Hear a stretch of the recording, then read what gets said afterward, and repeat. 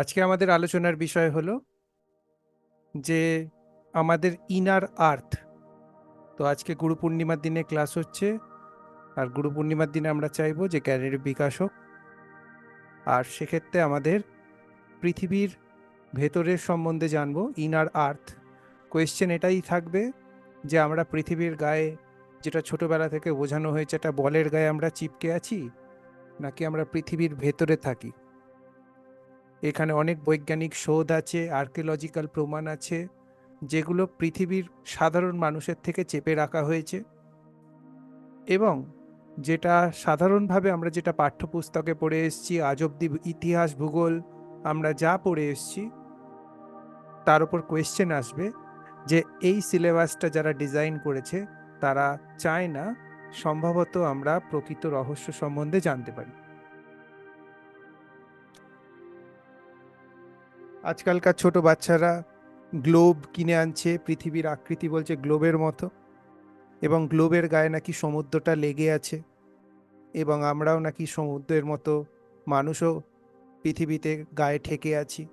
ছোটবেলায় অনেকেই প্রশ্ন উঠত যে পৃথিবী যদি এত জোরে ঘোরে তাহলে সবাই ছিটকে যায় না কেন।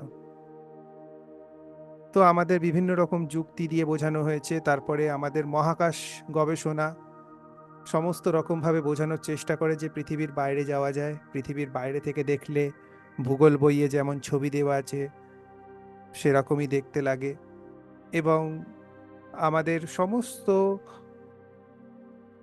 ভাবে বৈজ্ঞানিকভাবে বোঝানোর চেষ্টা করেছে যে পৃথিবী গোল। কিন্তু যদি আমরা ইতিহাস দেখি, ইতিহাস চেঁচিয়ে চেঁচিয়ে বলছে, প্রত্যেকটা সভ্যতার ইতিহাস চেঁচিয়ে চেঁচিয়ে বলছে যে পৃথিবী গোল নয়, এবং আকাশ কোনো রকমভাবেই একটা উন্মুক্ত জায়গা নয়, আকাশে যাওয়া সম্ভব নয়, কারণ আমরা একটা ঘেরার মধ্যে বাস করি। অনেক হলিউড অনেক মুভি আছে যেখানে সাংকেতিকভাবে বোঝানো হয়েছে যে আমাদের আকাশটা, যেটাকে আমরা মহাশূন্য মনে করি, যেটা কোটি কোটি কোটি কিলোমিটার দূর অবধি বিস্তৃত, যার কোনো রকম অস্তিত্ব নেই, ফিজিক্যাল অস্তিত্ব নেই, কিন্তু মুভিতে দেখানো হচ্ছে সেটা কিন্তু সলিড একটা মেটেরিয়াল দিয়ে তৈরি, এবং সেটা কিছুটাই ওপরে অবস্থিত, যার মধ্যে সমস্ত নক্ষত্র জগৎ আছে, এবং নক্ষত্রগুলোকে আমরা যারা গ্যাসের বল হিসেবে ধাবমান আকাশে গোলা হিসেবে ভেবে থাকি, তারা আর কিছুই নয়। তাদেরকে বাংলায় কি বলা হয়? জ্যোতিষ্ক। আর ইংলিশে কি বলা হয় লুমিনারিস। জ্যোতিষ্ক আর লুমিনারিস যদি আমরা আক্ষরিক অর্থে মানে করি, জ্যোতিষ্ক মানে যেটা জ্যোতি প্রদান করার ক্ষমতা আছে, আর লুমিনারিস মানে যেটা নিজে স্বয়ং উজ্জ্বল। তার মানে এগুলো একটা সোর্স অফ লাইটকে বোঝানো হচ্ছে। তো আমরা সেটা নিয়ে আজকে ডিটেলসে জানবো যে অ্যাকচুয়ালি আমাদের বইয়ে কি পড়ানো হচ্ছে, আর আমাদের অ্যাকচুয়ালি জীবনে বাস্তবতা কি।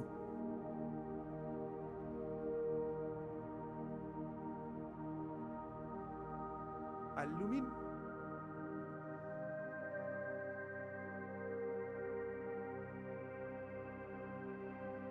এই পুরো ক্রেডিট যাচ্ছে এই ভদ্রলোকের নামে, অ্যান্ড্রু গফ।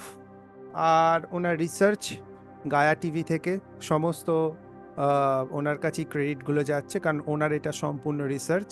অ্যান্ড্রু গ, ওনার পরে চেষ্টা করব ওনার ওয়েবসাইটের লিঙ্কটাও দিয়ে দেবো, বা আপনারা এটা টাইপ করলেও পেয়ে যাবেন, অ্যান্ড্রু গ, আপনার ইনার আর্থ।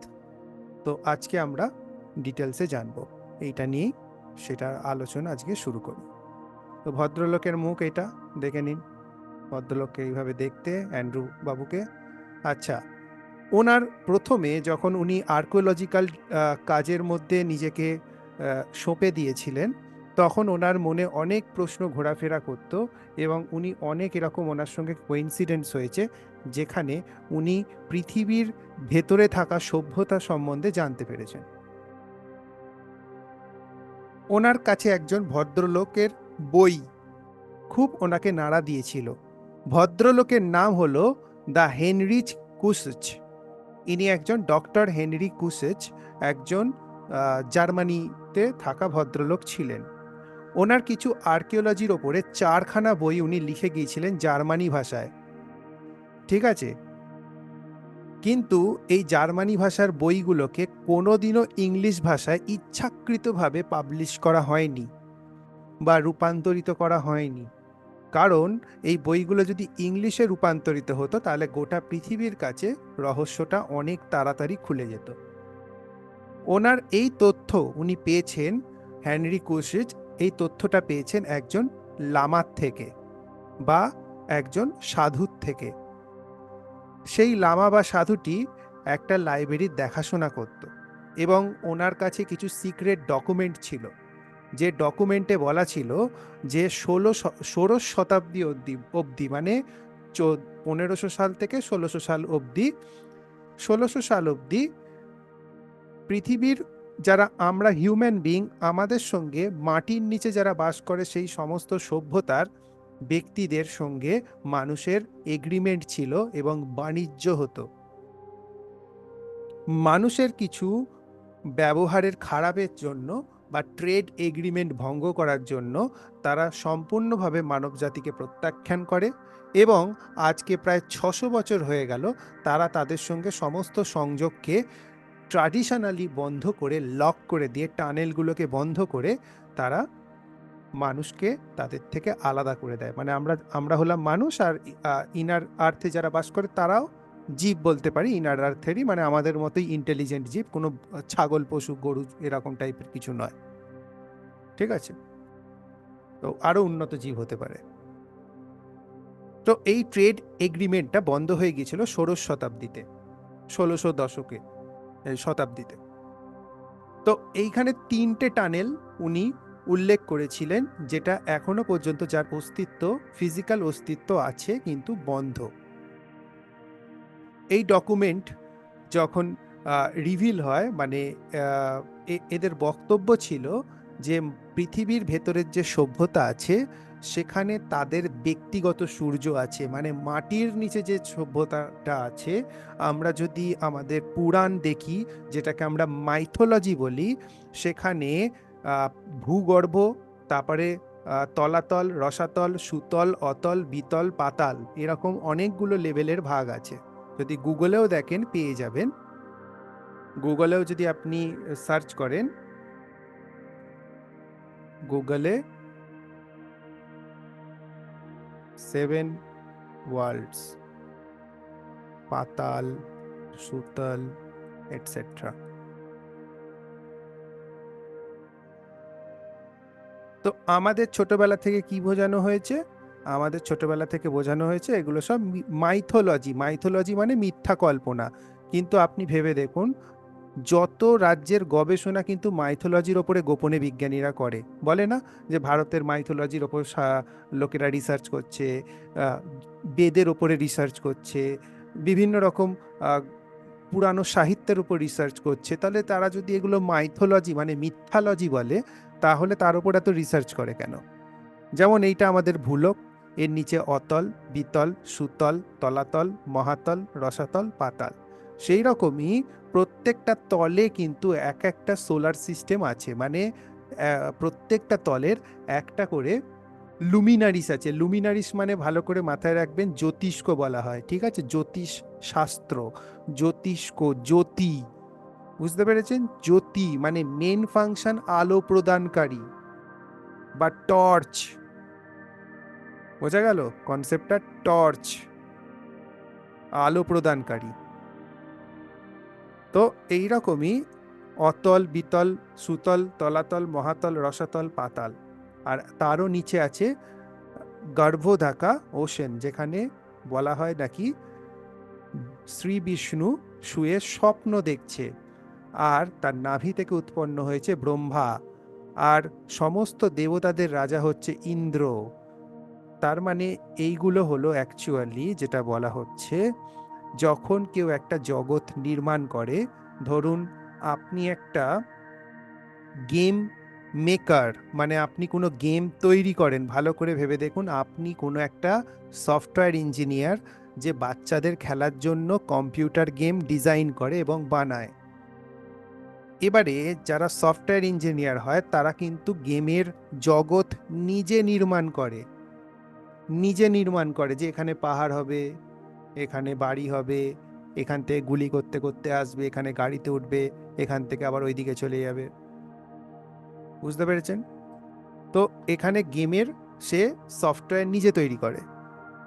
সেরকমই আমাদের এই জগৎটাও কিন্তু একটা গেম, এবং গেমের যে সফটওয়্যার নির্মাণকারী শক্তি, তাদের নাম হলো ব্রহ্মা বিষ্ণু মহেশ্বর, বা ত্রিশক্তি বলা যেতে পারে, বা যে ধর্মের যে ঈশ্বর আছে তাকে বলা যেতে পারে। মেন কথা হলো এরা হলো ক্রিয়েটার, মানে এই জগৎটাকে ওরা চালনা করে অ্যাকচুয়ালি। যদি ক্রিয়েটার ধরা হয়, অ্যাকচুয়াল ক্রিয়েটারকে ধরা হয়, তাহলে আমরা কিন্তু সব থেকে যেটা ওল্ডেস্ট কনসার্ন পাই সেটা হলো মাতা অদিতি, যার থেকে সমস্ত দেবতারা জন্মেছে। ঠিক আছে, অ্যাকচুয়াল কিন্তু যে ক্রিয়েটার তাকে কিন্তু ফিমেল ধরা হয়। ওকে, তারপরে যারা অথরিটিতে এসছে তারা সবাই পুরুষ, পুরুষ শক্তি অথরিটিতে এসছে, পুরুষ শক্তি তার দ্বারা।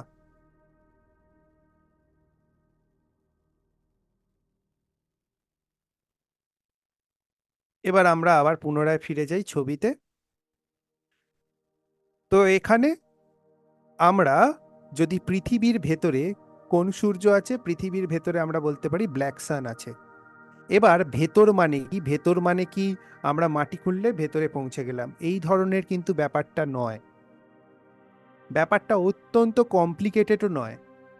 ব্যাপারটা হলো আমরা সাধারণভাবে কি ভাবি, যে আমরা ওপরের তলায় আছি, সিঁড়ি দিয়ে নিচে নেমে গেলে নিচের তলা, বা আমরা ওপরের তলায় আছি ফ্ল্যাট সিস্টেমের মতো, দরজা খুলে বেরিয়ে গেলাম, দরজার ঠিক বিপরীত দিকে অন্যজনের ফ্ল্যাট, সিঁড়ি সেখানে নেই, একদম ডাইরেক্ট এন্ট্রি, সেখানে ঢুকে যেতে পারি। এরম দুটো কন্ডিশন আমাদের ব্রেন নিতে পারে। এরম দুটো কন্ডিশনই আমাদের ব্রেন নেওয়ার মতো ক্ষমতা আছে, কারণ আমরা এরকম দেখেছি যে এইখানে একটা দরজা, দরজার উল্টো দিকে আর একটা অন্য ফ্ল্যাটের দরজা, কিন্তু মাঝখানে কোনো সিঁড়ি নেই, একই তলায় দুটো ফ্ল্যাট, তাই তো? কিন্তু এইখানে সিস্টেমটা হলো পোর্টাল সিস্টেম। মানে এই রকম নয় যে একটার নিচে একটা বা একটা সাইডে একটা, এরকম নয়। এই দুটো জগৎ আলাদা, এর মাঝখানে একটা গুহা আছে বা পোর্টাল আছে। এ কোথায় আছে জানা নেই, এ কোথায় আছে জানা নেই। যখন সে পোর্টালটার মাধ্যমে যায় তখন সে ডাইরেক্টলি এইটাই চ্যানেলাইজ হয়ে যায়। হয়তো অনেকের ব্রেন নিতে পারবে না, তো সেটা ভেবে লাভ নেই যে অ্যাকচুয়ালি জগতের নিচে আছে না ওপরে আছে, এটা ভেবে লাভ নেই। তবে সেপারেট সেপারেট জগৎ আছে। আমাদের ঠিক যেটা আন্ডারগ্রাউন্ড আর্থ আছে, তার যে সূর্য তাকে ব্ল্যাক সান বলা হয়। আর অরোরা বোরিওলিস যেটা দেখেন আপনারা, সেটা হলো গ্রিন সানের আলো। আর আমাদের যে সানটা আছে, যেটাকে আমাদের সূর্য বলা হয়, সেটা হলো হোয়াইট সান। ঠিক আছে, সান অনেকগুলো আছে।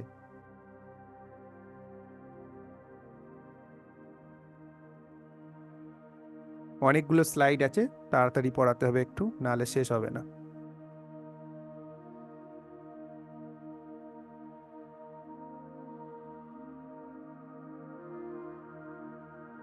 এবার নর্ডিক ট্র্যাডিশনেও তারা ইনার আর্থকে মানত। নর্ডিক একটা সভ্যতা ছিল, সেখানেও কিন্তু ইনার আর্থকে মানে। হিন্দু মাইথোলজিতে কিন্তু পাতাল লোকের বর্ণনা আছে। আর মেক্সিকানেও তারা বলে যে সেই জগতে সমস্ত বড় বড় ডেভিল বা শয়তানের মতো বড় বড় বাসিন্দারা থাকে বা ক্রিয়েচাররা থাকে, যারা পৃথিবীর মধ্যে থাকে। আয়ারল্যান্ডেও কিন্তু এইরকম প্রচলিত আছে যে স্টেশন আইল্যান্ড বলে, যেখানে বাইরের জগৎ থেকে লোক আসে। এবারে আমাদের যে পাতালের যে সভ্যতাটা, মানে মাটির নিচে যে সভ্যতা, তার নাম হলো আঘারথা। AGHARTA, আঘারতা। AGHARTA, আঘারতা। আগারতাকেও অনেকে সাংগ্রিলা বলে বা সাম্ভালা বলে, বা জ্ঞানগঞ্জ বলেও দেখবেন অনেকের কনসেপ্টটা খুব ফেমাস আছে। জ্ঞানগঞ্জে নাকি মনীষীরা সূক্ষ্ম শরীরে ধ্যান করে এবং জ্ঞানগঞ্জকে চোখে দেখা যায় না। জ্ঞানগঞ্জ নাকি তিব্বতের কোথাও একটা অবস্থিত। এমনকি দলাই লামা, যাকে আমরা দলাই লামা বলি, সেও কিন্তু এই ইনার আর্থের একজন প্রতিনিধি হিসেবে, তাকে অফিসিয়াল প্রতিনিধি হিসেবে ধরা হয়, যাতা নয়, অফিসিয়াল প্রতিনিধি। এবং তিনি যে বক্তব্যটা দিয়েছেন 1985-এ, সেটা হলো, আমি এখানে পড়ে শোনাচ্ছি, তারপর বাংলা বলে দেব। Although those with special affiliation may actually be able to go through their karmic connection. Nevertheless, it is not a physical place that what we can actually find. We can only say that it is a pure land in the human realm, and use unless one has the merit and actual karmic association, one cannot actually arrive there. মানে পৃথিবীর মধ্যে অনেকেই আছে যাদের সঙ্গে inner আর্থের কার্মিক connection আছে, এবং যাদের কর্ম শুদ্ধ, তারাই কিন্তু এই জগতে প্রবেশ করতে পারে। এই জগৎটা কিন্তু কোনো সলিড জগতের মতো নয় যেটাকে আমরা সাধারণভাবে গ্রহণ করতে পারি মাথায়। মানে আমরা কি জানি যে মাটিটা সলিড, এরকম কোনো জগৎ এরকম নয়। অ্যাকচুয়ালি জায়গার কনসেপ্টটা কিন্তু, আপনারা তো ঘরোয়া মানুষ, খুব ডিটেলসে বোঝালে মাথাটা একটু হ্যাং করতে পারে, সেজন্য ভিডিওটা বারবার দেখবে। আমরা জায়গা মানে কি বুঝি? 100 স্কোয়ার ফিট, 1 কাঠা, 1 বিঘা, 1 কিলোমিটার ইত্যাদি, এইভাবে আমরা জায়গাকে দেখি। কিন্তু যদি জায়গার আর একটা ডেফিনিশন হয়, সেটা হলো, ধরুন আপনি গেমের মধ্যে বা কম্পিউটার স্ক্রিনের মধ্যে গুগল ম্যাপে একটা জায়গা বানাচ্ছেন। ধরুন যে গুগল ম্যাপকে কোড করছে, সে কি করছে? সে গুগল ম্যাপের মেমোরি চিপের মধ্যে জায়গার মধ্যে স্থান নিচ্ছে। তার মানে আপনার কম্পিউটার বা ফোনের স্ক্রিনের মধ্যে গোটা পৃথিবীর ম্যাপ চলে আসছে, কিন্তু আপনি কিন্তু সেটাকে জুম করলে মাত্র আপনার ফোনের স্ক্রিন এইটুখানি, ম্যাপটাও কিন্তু জুম হতে হতে বড় হচ্ছে। তার মানে কনসেপ্টটা বুঝতে পারছেন যে এইটুকুনি স্ক্রিনের মধ্যেও কিন্তু গোটা পৃথিবী চলে আসছে। ভালো করে দেখুন। এবং গোটা পৃথিবীর সূক্ষ্ম থেকে আপনি যদি জুম করতে থাকেন, এক একটা গলি, এক একটা রাস্তা, এক একটা ভবন, তার কিন্তু ম্যাপের মধ্যে অস্তিত্বকে বোঝা সম্ভব। তার মানে বোঝানো হচ্ছে যে স্পেস শুধুমাত্র আমরা যেটাকে দেখছি সেই জায়গাটা নয়, স্পেস কিন্তু ক্রিয়েটও করা যায়। যেমন গুগল ম্যাপ আপনার ফোনের মধ্যে স্পেস ক্রিয়েট করে। আপনি জুম করতে করতে কোনো বাজার দেখতে পান, কোনো গাড়ি দেখতে পান, কোনো নদী দেখতে পান, গুগল ম্যাপকে কোনোদিনও জুম করবেন, বুঝতে পারবেন। তার মানে আপনার ফোনের মধ্যে স্পেস ক্রিয়েট করলো, মানে স্পেস ক্রিয়েটেবল, স্পেস তৈরি করা যায়। বোঝা গেল? তার মানে স্পেস কিন্তু সবসময় বাইরে ছড়িয়ে থাকবে এরকম নয়, স্পেস কিন্তু অলিক জগতেও থাকতে পারে। যেমন 2 GB ডেটার মধ্যেও আপনার কিন্তু পুরো এলাকার ম্যাপ থাকতে পারে।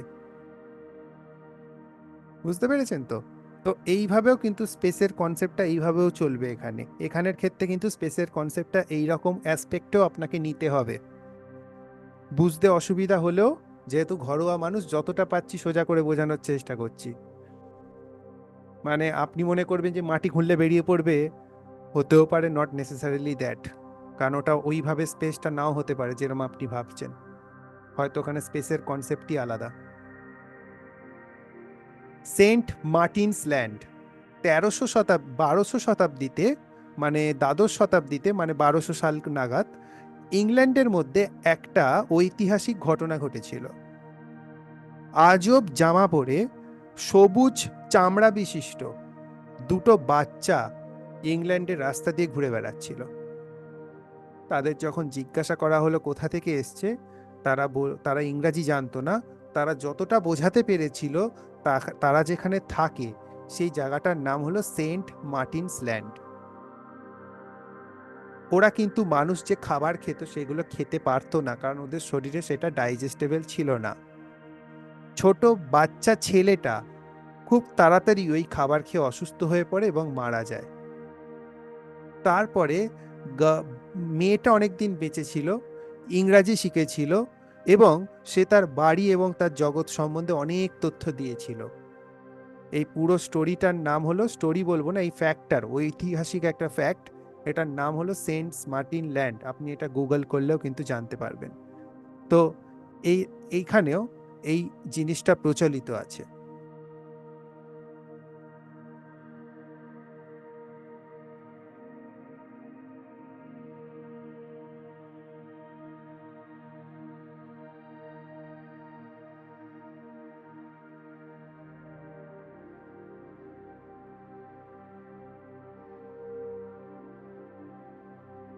যেটা মাটির নিচে জগৎ, সেটাকে ইংরাজিতে আগার্থা বলা হয়। দেখে নিচ্ছেন স্পেলিংটা, আগার্থা।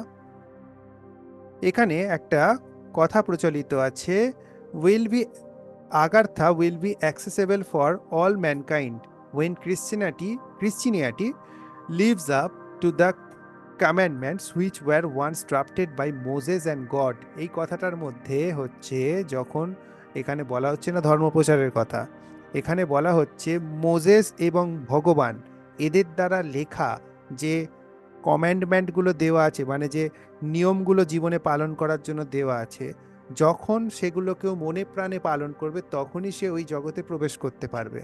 তার মানে ওই জগতে প্রবেশ করার জন্য এটা হলো অ্যাক্সেস কোড। আর আমাদের হাতে কি ধরিয়ে দিয়েছে?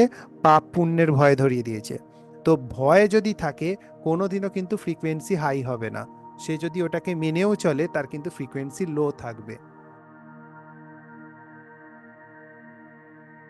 এবার এখানে বোঝা উচিত যে এই যে গড বা মোজেস এরা কারা, এদের সম্বন্ধে আজকে জানবো যে অ্যাকচুয়ালি এরা কারা, কোথায় বসে আছে এরা। আচ্ছা, জেরার্ড ভিনসেন বলে একজন, যিনি একজন একজন বিশিষ্ট বিজ্ঞ মানুষ ছিলেন,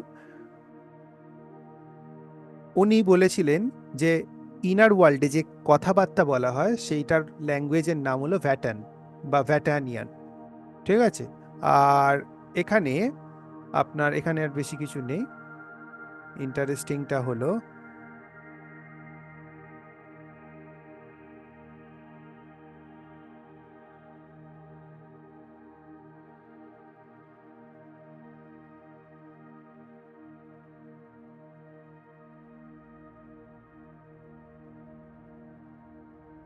সায়েন্টিস্টরা কি বলছে ইনার আর্থ সম্বন্ধে। হ্যালির ধূমকেতু আমরা সবাই শুনেছি 76 বছর অন্তর অন্তর আকাশে দেখা যায়। তো হ্যালির ধূমকেতু যার নামে, তার নাম এডমান্ড হ্যালি।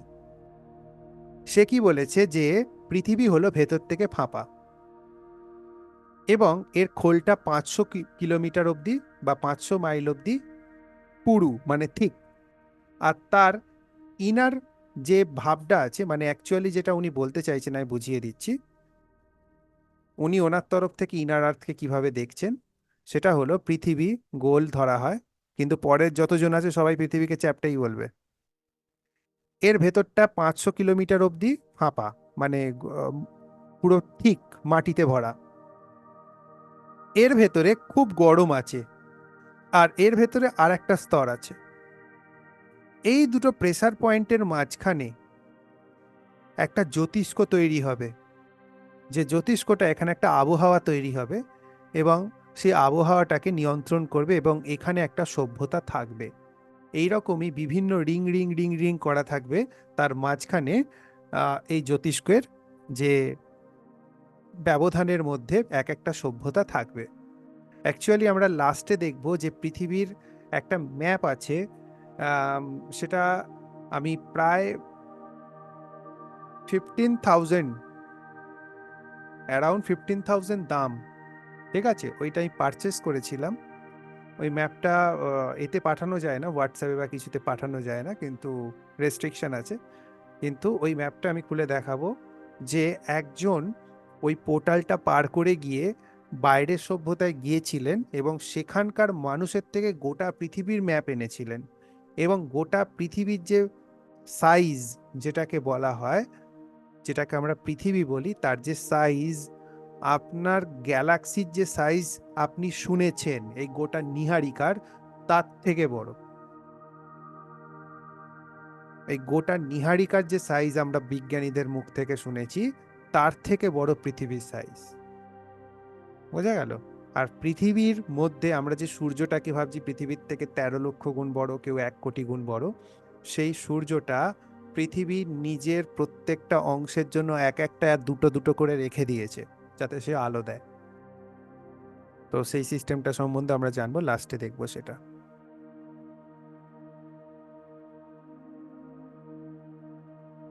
যদি সময় থাকে।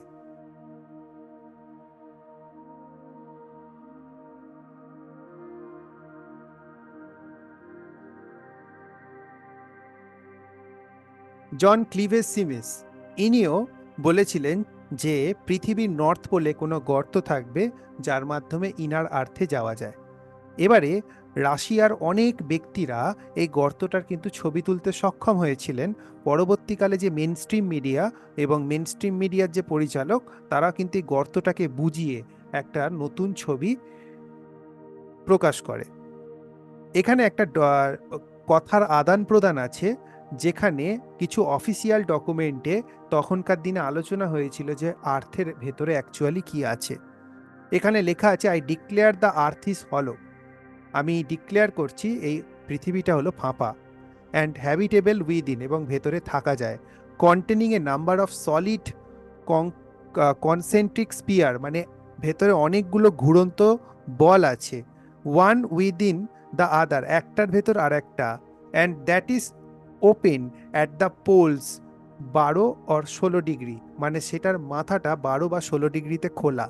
I placed my life in support of this truth, আমি নিজের জীবনকে শপথ নিচ্ছি এই সত্যের পক্ষে, and am ready to explore the hollow if the world will support and aid me in this undertaking. এই কথাটা বলছে Ohio, the late captain of infantry, মানে এটা মিলিটারি ডিপার্টমেন্টের একটা কথা, যেটা নর্থ আমেরিকায় 10ই এপ্রিল 1888 সালে পাবলিশ হয়। এবং এটা একটা হিডেন ডকুমেন্ট, যেটা পরবর্তীকালে কিন্তু পাবলিশ হয়, মানে এখানে কিন্তু গভর্নমেন্ট ইনভলভমেন্টকে সরাসরি দেখা হচ্ছে। ক্যাপ্টেন সিভন বলে একজন ভদ্রলোক, যিনি 1818 সাল নাগাদ ওই সময়ে ছিলেন, সে বলছে নাকি, আমি যখন আন্টার্কটিকায় পৌঁছেছিলাম, বা আমি যখন এই মেরু প্রদেশে পৌঁছেছিলাম, আপনারা মেরু প্রদেশকে কি মনে করেন যে পৃথিবীর নিচের একটা অংশ?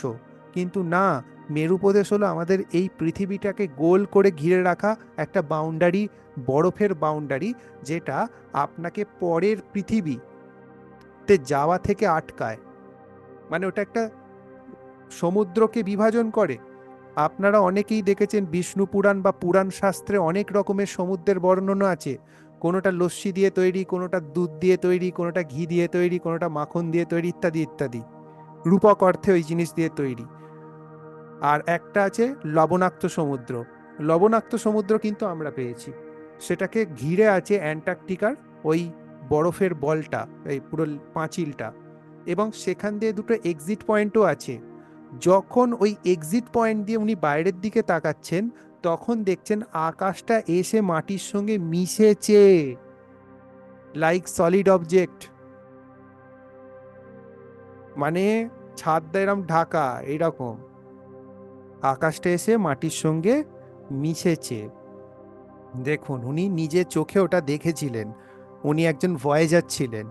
এখানে কি লিখছেন, they reach at a point where the sky inverts, inverts মানে ভেতর দিকে প্রবেশ করছে। স্কাই কি সবসময় আকাশে থাকে, কিন্তু না, এটা নিচের দিকে ভেতর দিকে প্রবেশ করছে। And the stars have changed, মানে তারা ফারা সব চেঞ্জ হয়ে গেছে। They are now in the centre of the earth, তারা পৃথিবীর কেন্দ্রে, মানে আকাশের কেন্দ্রে দেখা যাচ্ছে। Venturing further into the center of Earth, Sivan and his crew met an ancient civilization who populate the center of the Earth called Simzonians. তখন তারা যারা সেন্টার অফ দ্য আর্থে থাকে, তখন তাদের সঙ্গে তারা দেখা করেছিল, তাদেরকে বলা হয় সিমজোনিয়ান্স। এই মানে সিভিলাইজেশন বা সভ্যতাটার নাম। আর এই ছবিটা কিছুটা এই রকম। এটা হলো পৃথিবীর নিরক্ষরেখা, আমি একটু পেন ব্যবহার করছি, এটা হলো পৃথিবীর নিরক্ষরেখা, এটা হলো পোল। এই দেখুন, এটা বরফের পোল, বরফের পোল এরমভাবে কভার করে আছে। আর এটা হলো পৃথিবীর বাইরের পৃথিবী, এরও কিন্তু আলাদা সূর্য আছে, ঠিক আছে, সেইটাকেও আবার বিভাজিত করা এইভাবে, সেও আবার তার সাগরটাকে আটকানো। দুটো এক্সিট পোল আছে এখানে, এক্সিট করার রাস্তায় দেখুন, এটাও এক্সিট করার পৃথিবীর রাস্তা, ঠিক আছে। এর পরের পৃথিবী যেটা আছে, যারা সিম্বায়োনিয়ান্স, তাদের এইটা পৃথিবী, এই অংশটা।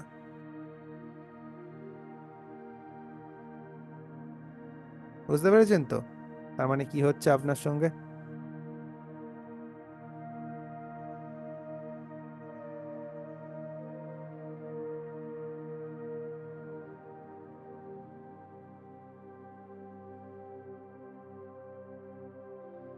সাইরাস রিড টিড এই ভদ্রলোক বলেছে proposed cellular cosmology with the entire universe inside a cell. উনি বলেছেন গোটা বিশ্ব ব্রহ্মাণ্ড একটা বলের মধ্যে।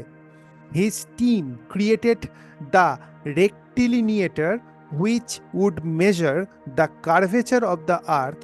The Nazis would later study his work. মানে ওনার একটা দল ছিল যে পৃথিবী যে ভাঁজ হচ্ছে বা পৃথিবী যে কতটা কার্ভ হচ্ছে সেটা মাপার জন্য। আর পরবর্তীকালে হিটলারের যে নাজি, ওরা কিন্তু ওদের পড়াশোনাটার উপর ভিত্তি করে এগোতো। Did believe that we were actually living on inside a hollow earth. আমরা অ্যাকচুয়ালি কিন্তু উনি বিশ্বাস করতেন আমরা একটা ফাঁপা পৃথিবীর মধ্যে বাস করি, বাইরে নয়, গায়ে নয়, মধ্যে। Looking up at the universe, which itself was just an illusion created by a strange solar mechanism. আমরা যেটাকে পৃথিবী থেকে বসে যে তারামণ্ডলটা দেখতে পাই বা যে ইউনিভার্সটা দেখতে পাই সেটা কিছুই নয়, একটা প্রজেকশন। ঠিক যেমন অফিসে অনেকে প্রজেক্টর ব্যবহার করে, দেওয়ালে দেখবেন একটা ফিল্মকে পাঠিয়ে দেওয়া হয় এবং দেওয়ালে একটা প্রজেক্ট ফুটে ওঠে এবং সেইটাকে দেখিয়ে দেখিয়ে বিভিন্ন জিনিস দিয়ে বলা হয় যে এই দেখুন আমাদের এইভাবে সেলসের গ্রাফ উঠছে, বা এই অফিসে দেখেছেন অনেকে প্রজেক্টর ব্যবহার করে। তেমনি এটা একটা অত্যন্ত শক্তিশালী এবং অত্যন্ত আধুনিক জগতের কোনো প্রজেক্টর দিয়ে ইউনিভার্সকে দেখানো হয় যে এত তারা আছে, এত এ আছে, এত সেই আছে, এত ওই আছে। ওগুলো অ্যাকচুয়ালি প্রজেক্টর দিয়ে দেখানো হয়। উনার বিশ্বাস ছিল এটা। উনি একজন বিজ্ঞানী, মাথায় রাখবেন।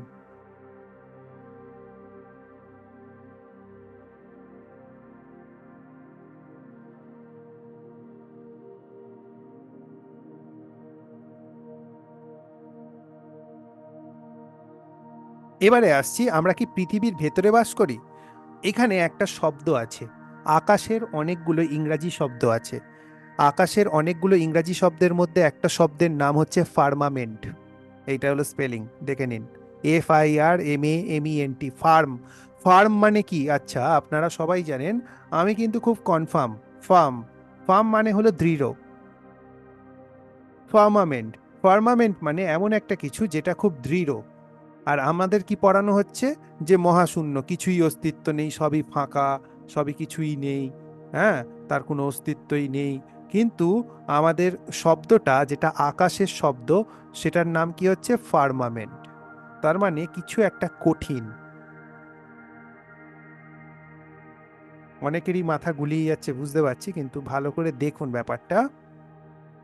বাইবেলের কসমোলজি মানে বাইবেলের যে মহাকাশবিদ্যা আছে সেই মতে firmament is the vast solid dome created by God on the second day. জগৎ সৃষ্টির দ্বিতীয় দিনে আকাশ তৈরি করা হয়েছিল, যেটা একটা বিশাল বড় ছাদ বা একটা শক্ত খোলের অংশ। মানে শক্ত একটা খোল, যেটা ঈশ্বর বা গড যে আছে সে ক্রিয়েশনের দ্বিতীয় দিনে তৈরি করেছিল এবং জগৎকে জল থেকে জল আলাদা করেছিল। আর নিচের পোর্শন যেটা আছে সেটাকে ল্যান্ড হিসেবে অ্যাপেয়ার করে। ভালো করে এই জিনিসটা একটু প্যাচালো কনসেপ্ট মনে হতে পারে, এটা আমি ভালো করে বোঝাচ্ছি। ভালো করে একটুখানি এটা আবার গুগলটা খুলি, এবার বাইবেল কসমোলজি খুলতে হবে।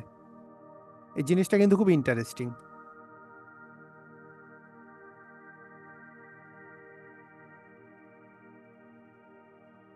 বাইবেলে বলা হয়েছে জল থেকে জলকে আলাদা করা হয়েছিল। ভালো করে দেখুন, আপনারাও কিন্তু কিছুটা বুঝতে পারবেন এটার পর থেকে, চোখ খুলবে কিছুটা। এই ছবিটা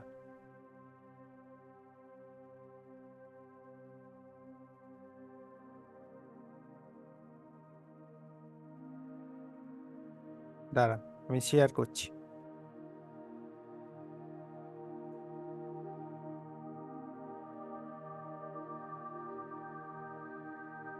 এই মাথার যেটা দেখছেন এটাকে বলা হচ্ছে স্কাই, ঠিক আছে?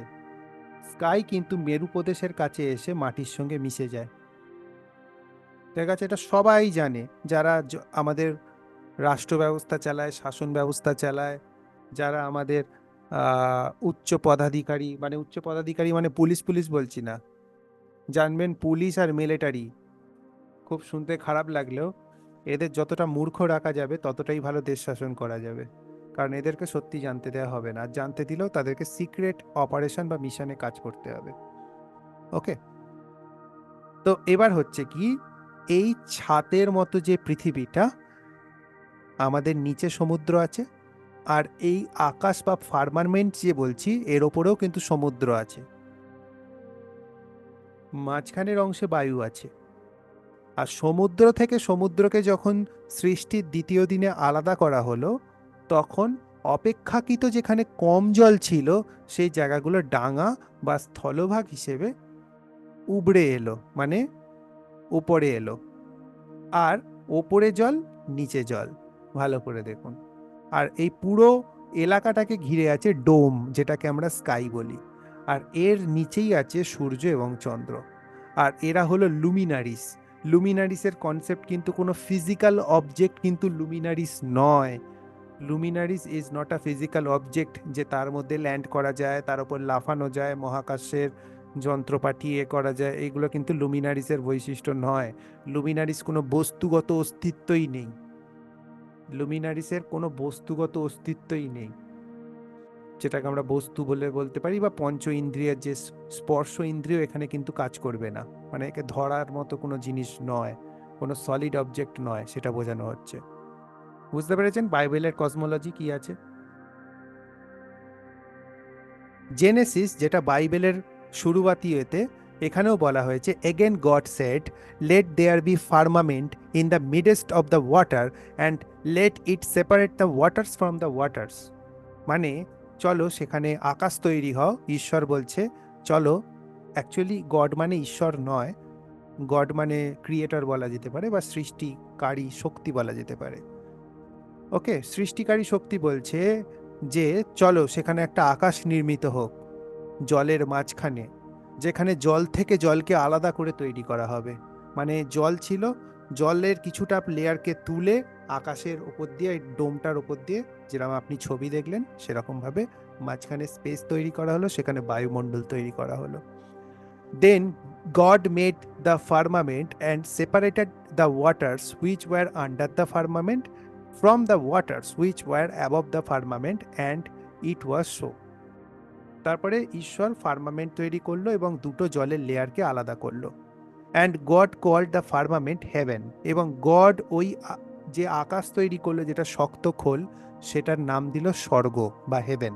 হেভেন মানে আপনাদের অনেকের কনসেপ্ট হলো মরার পর যেখানে সুখ ভোগের জন্য যায়, হেভেন মানে কিন্তু এখানে ওই জায়গাটার কথা বলা হচ্ছে না, হেভেন মানে হলো উচ্চ জগতের কথা বলা হচ্ছে।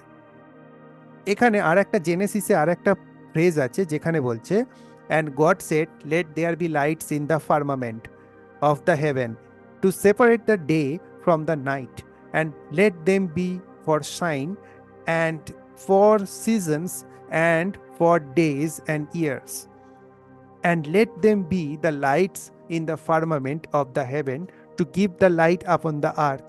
And it was so. God then made two great lights and greater light to rule the day and lesser light to rule the night, and he made also the stars. এখানে চাঁদ আর সূর্যের কথা বলা হচ্ছে, কিন্তু কোথাও বলা হচ্ছে না যে চাঁদের নিজস্ব আলো নেই, সূর্যের থেকে আলো পায়। ঠিক আছে, এটা পরে মানুষ আবিষ্কার করেছে তাদের গল্প ঢাকতে গিয়ে। And God set them in the firmament of the heaven to shine upon the earth. আচ্ছা, একটা যদি আমি গেম বানাচ্ছি, গেমের মধ্যে আমি চাইলে একটা সূর্য বানাতেই পারি। অনেকে তো গেম খেলেছেন, গেমের মধ্যেও তো আকাশে সূর্য দেখা যায়, যেটা কন্টিনিউয়াস আলো দিতে থাকে। সেটা কিসের ওপর নির্ভর করে? সফটওয়্যারের প্রোগ্রামিংয়ের ওপর নির্ভর করে। যে সফটওয়্যারটা বানাচ্ছে সেই সফটওয়্যারটা এমনভাবে বানায় যে কন্টিনিউয়াসলি আপনি যদি দিনের বেলা ধরুন সকাল 9টায় গেম খেলতে বসলে, গেমটার এমন সফটওয়্যার বানানো যে আপনাকে দিনের সিন দেখাবে। আবার সফটওয়্যারটা যখন রাতের সিন হবে তখন অটোমেটিক্যালি আপনি যদি রাতে গেম খেলেন ওই গেমটা একটু ডার্ক মোডে খেলতে হবে। এটা অনেকের গেম এক্সপিরিয়েন্সে আছে। তো গড যখন বলছে বা সৃষ্টিকারী শক্তি যখন বলছে ওখানে আলো হও, তার মানে ও ওখানে আলোর সফটওয়্যার ইনস্টল করলো। যখন বলছে এখানে অন্ধকার হও, তাহলে ওখানে অন্ধকারের সফটওয়্যার ইনস্টল করা আছে। এটা সফটওয়্যার, বোঝা গেল? এগুলো হলো পুরো সফটওয়্যার। যেরম ভাবে কম্পিউটারের সফটওয়্যার হয়, এই ভাষাটা কিন্তু পুরো সফটওয়্যারের ভাষা। যে কেউ একটা সফটওয়্যার ইনস্টল করছে, মানে গড হয়তো হতে পারে কোম্পানির মালিক, সে তার সাকরেতকে বলছে এই গেমটা বানিয়েছো তো, এতে সফটওয়্যার ইনস্টল করো, আলো করো, আলো হয়ে গেল, সে সুইচ টিপে দিল। আবার বলছে এটাকে একটা পার্ট অন্ধকার করো, সুইচ টিপে দিল, অন্ধকার হয়ে গেল। বলছে দিনের আলোকে আহ, ক্ষমতাবান করার জন্য সূর্য লাগাও, সূর্য এসে গেল। রাতের আলোকে ক্ষমতাবান করার জন্য চন্দ্র লাগাও, চন্দ্র এসে গেল। এখানে কোথাও বলা নেই যে সূর্যের আলো চাঁদে পড়ে চাঁদ থেকে প্রতিফলিত হয়ে আসে। চাঁদের আলোয় ভেষজ গুণ থাকে, সেজন্য দেখবেন যারা গ্রহরত্ন পড়েন তারা হাতে দেখবেন শিকড় বাঁধে। অনেকে দেখবেন বৃহস্পতি ভালো করার জন্য অমুক শিকড়, বা শিকড়ের দোকান আছে অনেকে, ওই শিকড় যারা তৈরি করে, মানে মানে যারা চাষ করে, তাদেরকে জিজ্ঞাসা করবেন তারা নির্দিষ্ট তিথিতে শিকড়গুলোকে তোলে। তিথি কিন্তু সবসময় চাঁদের দিন দেখে হয়। আর সেই তিথিতে চাঁদের ক্ষমতা আছে কোনো জিনিসের মধ্যে ঔষধীয় গুণকে সঞ্চার করার, সূর্যের ক্ষমতা আছে কোনো জিনিসকে প্রাণ শক্তি সঞ্চার করার। সূর্য না উঠলে সেটা বেঁচেই থাকবে না, আর চাঁদ না উঠলে তার মধ্যে কোনো রকম গুণগত মান থাকবে না। বিশেষ করে ঔষধীয় জ্ঞান, গুণ।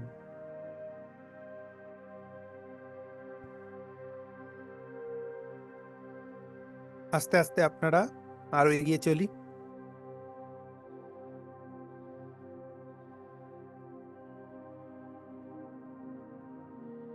আর্লি হিব্রু কনসেপ্টটাও কিন্তু সেম, ওরা ফার্মামেন্টেই বিশ্বাস করে। তো কি বলছি, যে ইতিহাস চেঁচিয়ে চেঁচিয়ে বলছে যে পৃথিবী সলিড কোনো অবজেক্ট, মানে একটা স্টেশনারি অবজেক্ট। আচ্ছা, আপনারা অনেকেই যারা মাইথোলজিতে বিশ্বাস করেন, হিন্দু মাইথোলজি, তারা জানবেন সূর্যের 7টা ঘোড়া হয়, বাহন। সূর্যের বাহন ঘোড়া, চন্দ্রের বাহন হরিণ। এরম করে প্রত্যেকটা গ্রহের একটা করে বাহন আছে। বাহনের কাজ কি, তাকে বহন করে এক স্থান থেকে অন্য স্থানে নিয়ে যায়। কিন্তু কেউ কি কোনোদিনও শুনেছেন পৃথিবীর কোনো বাহন আছে? কেন? কারণ সে বাহিত হয় না। পৃথিবীর একটা নাম কিন্তু অচলা। দেখবেন, দাঁড়ান দেখাচ্ছি। অচলা মানে নিশ্চয়ই যারা বাঙালি আছেন তাদেরকে আর চলিয়ে চলিয়ে বোঝাতে হবে না। অচলা, সিনোনিমস।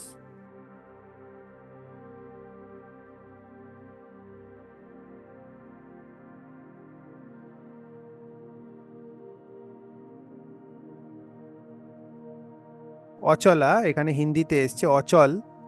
একে বলা হয় ভূধরও বলা হয়, দেখেছেন? ভূধর, ধরণীধর, সবই পৃথিবী। ঠিক আছে, বাংলায় যদি দেখতাম, বাংলায় অচলা আসেনি, অচল এসছে, সেজন্য ঠিকঠাক মানেটা আসছে না। Achala synonyms in Bangla.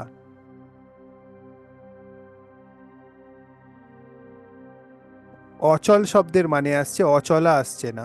যদি অচলাটাকে আমি টাইপ করে লিখতাম, তাহলে এখানে কিন্তু পৃথিবীর দেখাতো। Bangla synonyms of earth, Bangla synonyms of earth.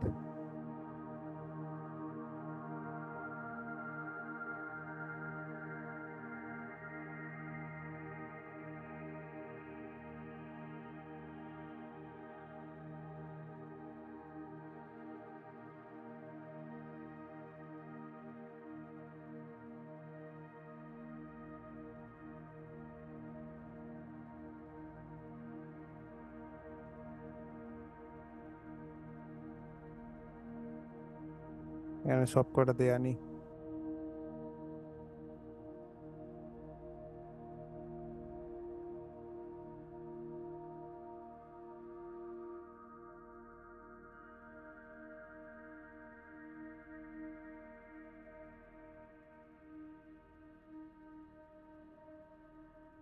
যাই হোক, আমি খুঁজে পেয়েছিলাম, আগের একটা ভিডিও আমার ছিল, ইউটিউবে অলরেডি আছে।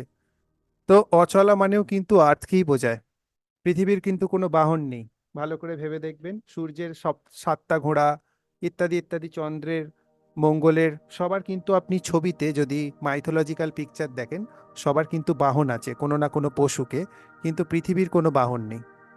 তার মানে পৃথিবীকেও স্টেশনারি হিসেবেই ধরা হয়। স্টেশনারি মানে হলো যে স্থির।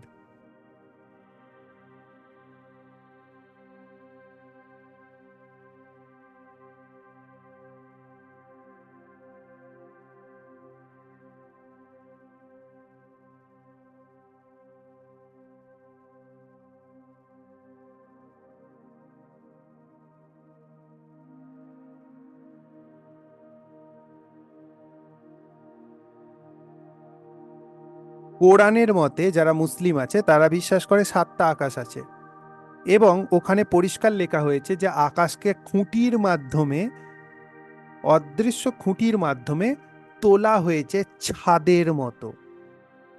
এবারে যখন মানে পৃথিবীর বিজ্ঞানীরা পৃথিবীকে গোল প্রমাণ করতে রাজি, তখন কিন্তু অনেকেই কোরআনটাকে নতুন সায়েন্সের মতে করে মডিফাই করে বোঝানোর চেষ্টা করে, না না কোরআনে গোল বলেছে, ছাদ মানে যেটা গোলাকৃতি ডোম সাইজ কিছু একটা বোঝানোর চেষ্টা করছে, ইত্যাদি ইত্যাদি করার চেষ্টা করে। কিন্তু অ্যাকচুয়াল যেটা মানে দেয়া হয়েছে সেটা হলো পৃথিবীর ওপরে কিন্তু আপনার ডোম সাইজের ছাদকে তোলা হয়েছে খুঁটির মতো করে।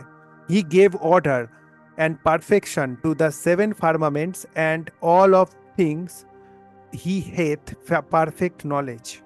His design comprehended the heavens. He gave order and perfection to the seven firmament, and the firmament has raised high the firmament and its structure.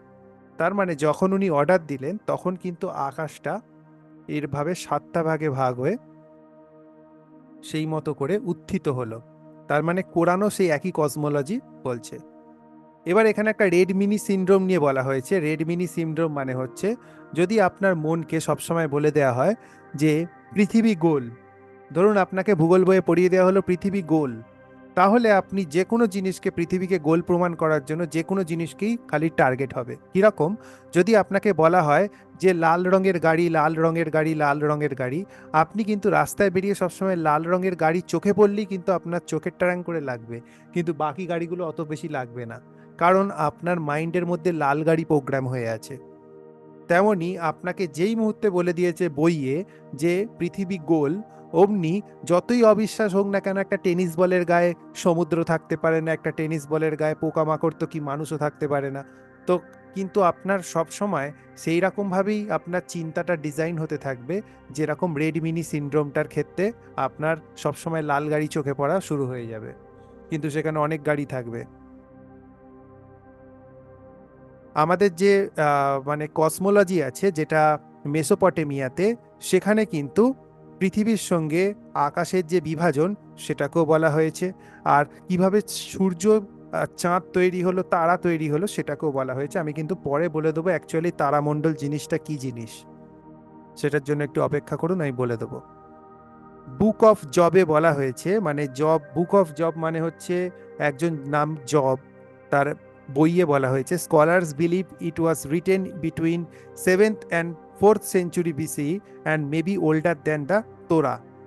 Can you join him in spreading out the skies hard as mirror of cast bronze? কেউ একজন যখন আকাশটা তৈরি হচ্ছিল তখন বলছে যে তুমি তাকে কি জয়েন করতে পারো, তার সঙ্গে কি যুক্ত হতে পারো, যে আকাশটাকে ছড়িয়ে দিচ্ছে। এটা শক্ত এবং আয়নার মতো প্রতিচ্ছবি বিশিষ্ট, ঠিক যেমন একটা ব্রোঞ্জকে গলিয়ে তৈরি করলে যেরকম হয়। মানে শক্ত কিরকম, ব্রোঞ্জের মতো, আর বৈশিষ্ট্য কেমন, আয়নার মতো। এটা লেখা আছে। আচ্ছা, ব্যাবিলনিয়ানের যে ব্যাবিলন সভ্যতা ছিল, সেখানেও যে ওয়ার্ল্ড ম্যাপ, ওই একইভাবে কিন্তু আকাশকে ডোম হিসেবে দেখানো হয়েছে। আর যারা সেই সময় এই ডিজাইনটা করেছে তাদের ছবিটা তারা এইভাবে এঁকে রেখেছে। হতে পারে তারা উভয়চর ছিল, জলেও থাকতে পারত, ডাঙাতেও থাকতে পারত, এমন কোনো ক্রিয়েচার ছিল যারা সো কল্ড যে ঈশ্বর বা ভগবান বা যে ক্রিয়েটর ছিল তার প্রতিনিধি হিসেবে কাজ করতো। মানে তারও তো কিছু লেবার চাই রে বাবা জগৎটাকে তৈরি করার জন্য। তো তারা তাদের ডান হাত এবং বাঁ হাত হিসেবে হয়তো সাহায্য করতো এই জগৎটাকে তৈরিতে। বুক অফ এনক, এনককে যে পরবর্তীকালে মেটাট্রন হয়েছিল, মেটাট্রন আর্কঅ্যাঞ্জেল মেটাট্রন, সে শুরুতে এনক ছিল, যখন সে মানুষ জনিতে জন্ম লাভ করেছিল তার নাম ছিল এনক। তার একটা বই আছে, সেখানে বলা হয়েছে যে কিছু বড় বড় দৈত্যাকার প্রাণী যারা আকাশ থেকে পতিত হয়েছিল এবং নিচে পড়েছিল। এবার আকাশ থেকে পতিত হওয়া এবং আকাশ থেকে আপনার বন্যা আসা, এই সমস্ত ঘটনাগুলো একটু আমরা পরে জানব। বুক অফ এনকের চ্যাপ্টার নাম্বার 8-এ বলা হয়েছে, I saw the treasuries of the all winds, I saw how he had furnished with them the whole creation and the firm foundations of earth, and I saw the cornerstone of the earth, I saw the four winds which bear the firmament of the heaven। মানে এখানে কেউ বর্ণনা করছে যে আমি দেখছি যে কি করে বায়ুর সমস্ত ক্ষমতাগুলো এলো, আমি দেখছি কি করে সমস্ত ফাউন্ডেশন তৈরি করা হলো পৃথিবীর, আমি দেখছি কি করে আকাশের কর্নারস্টোন হিসেবে পৃথিবীকে, আমরা যে বলি না যে পৃথিবীর 10 দিকে দিকপাল আছে 10খানা, যারা বড় বড় হাতি দিয়ে চেপে বসে আছে এবং পৃথিবীর ওপর ভার দিয়ে বসে আছে, এবং যেটার ফলে পৃথিবী স্টেশনারি থাকে এবং এক জায়গায় থাকে এবং আকাশটা সেখানে এসে মিশছে। অ্যাকচুয়ালি পুরোটাই হলো একটা ডিজাইন সফটওয়্যার। আর যাদেরকে আমরা বলছি ভারী ভারী কর্নারস্টোনে জিনিস আছে, ওইগুলো হলো এক একটা শক্তিপুঞ্জ, ঠিক আছে। আর এইটাকে বুক অফ এনকে কিন্তু এরকম অ্যালিগরিক্যালি লেখাও আছে।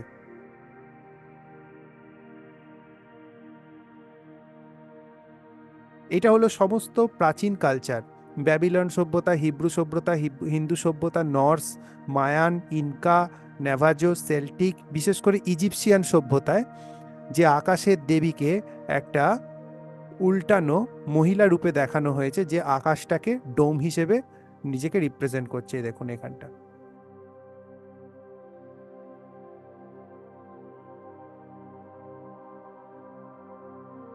যে মিশরের এখনো পর্যন্ত তারা আবিষ্কার করতে পারলো না যে কি করে পিরামিড তৈরি হয়েছে, সেই মিশরিয়ানদের টেকনোলজিকে আমরা আজকে মিথ্যে বলতে পারি না, যে তারাও কি রকম ভাবে কসমোলজিতে, কি ধরনের কসমোলজিতে বিশ্বাস করত।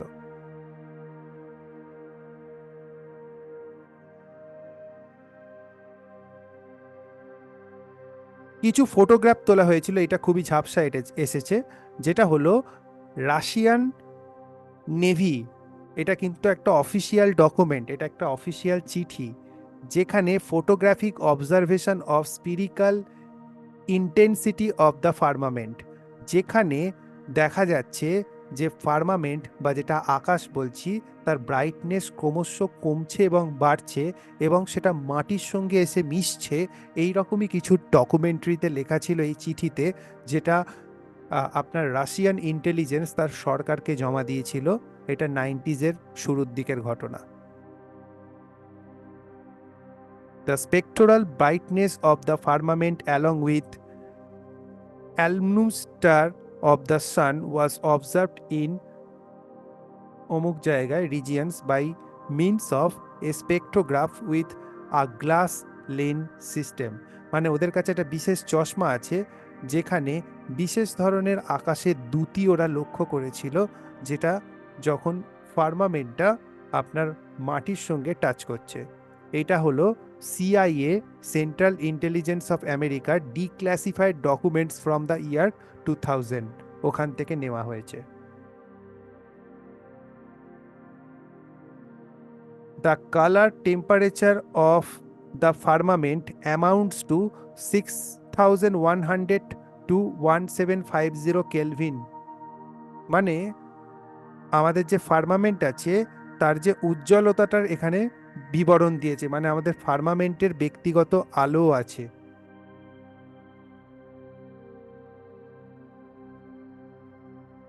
Nevertheless, at the instant the glows were observed in another section of the firmament, as a rule, echoes did not appear when the visible forms of the glow were absent on the firmament।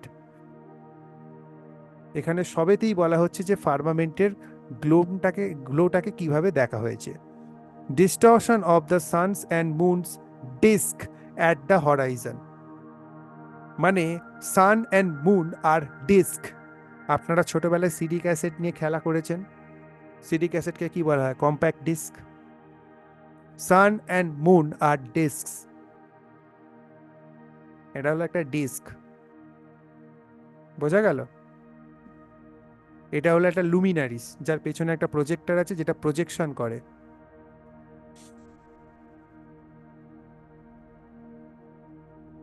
বললাম না, এটা যারা শাসন করে তারাও জানে। স্কুলে পড়ানো হয়, সেটা আলাদা ব্যাপার।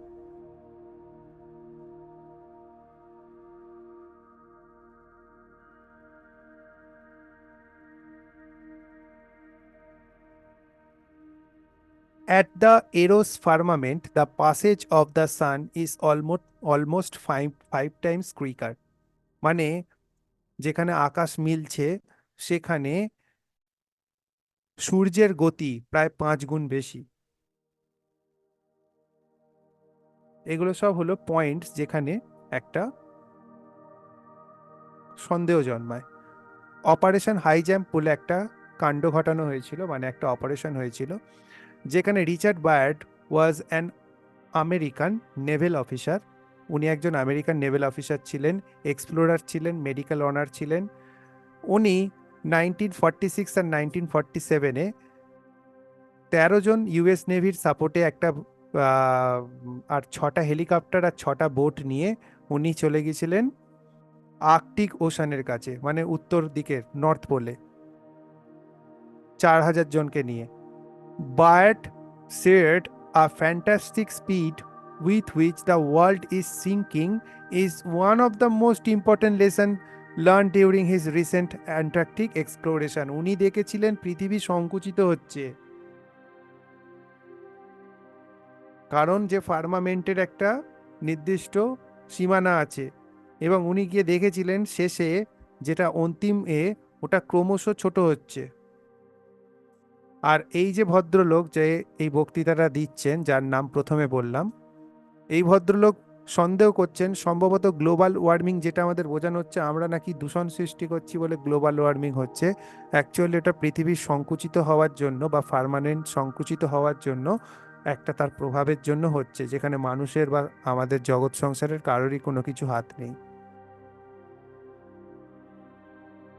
বার্ড উনি বলছেন, we see at a great distance a new world stirring from the ruins of your race, seeking its lost and legendary treasures, and they will be here, my son, safe in our keeping. When that time arrives, we shall come forward again to help revive your culture and race. আর সেখানে একটা মানে race ছিল, যারা বাসিন্দা তারা বলছে তোমাদের যখন খুব দুরবস্থা হবে আমি সাহায্য করতে আসবো, মানে এখান থেকেই সমস্ত অবতার এবং ভগবান যাদের বলি তারা আসে হয়তো।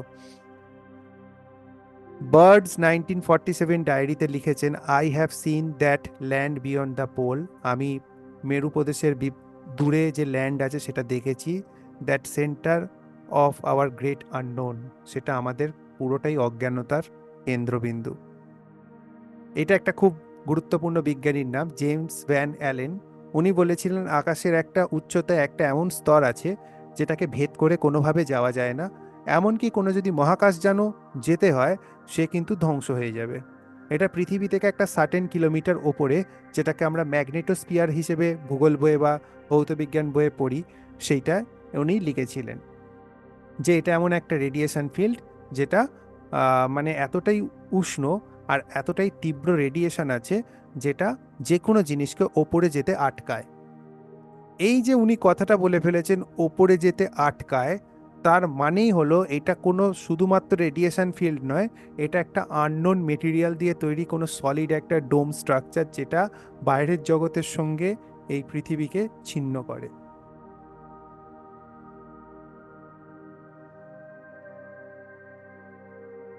1962 সালে ওনার এই বক্তব্যের পর অপারেশন ডমিনিক করা হয়। অপারেশন ডমিনিক বলে একটা নতুন প্রকল্প শুরু করা হয়, যেখানে 31খানা পরমাণু বোমাকে এক্সপ্লোড করা হয়েছিল ওই ভ্যান অ্যালেন বেল্টে, যাতে করে ওই ফার্মামেন্টটা ভেঙে যায়। বুঝতে পেরেছেন? ওরা কাণ্ড ঘটিয়ে এসছে, পারেনি যখন, তখন মানুষকে ভুলভাল বোঝানো শুরু করেছে। ওরা চেয়েছিল যে ভ্যান অ্যালেন বেল্ট, যেটা অ্যাকচুয়ালি ফার্মামেন্ট, যেটা তৈরি করা হয়েছিল, ওটার ওপরে 1962 সালে অপারেশন ডমিনিক নামে একটা প্রকল্পের মাধ্যমে 31খানা 31st পারমাণবিক বোমা ফাটানো হয়। একটা ফাটাতে জাপান উড়ে গিয়েছিল। হ্যাঁ, 31খানা ফাটানো হয়েছিল, তারপরেও ফার্মামেন্টের কিছু এসে যায়নি।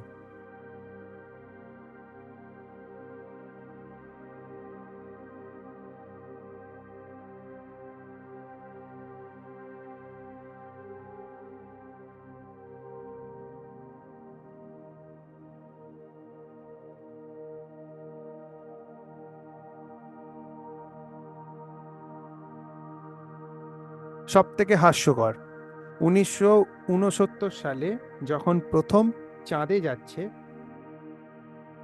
মানুষ, যখন চাঁদে গেছে, ভালো করে দেখুন, আমেরিকার প্রেসিডেন্ট নিক্সন ছিলেন তখন।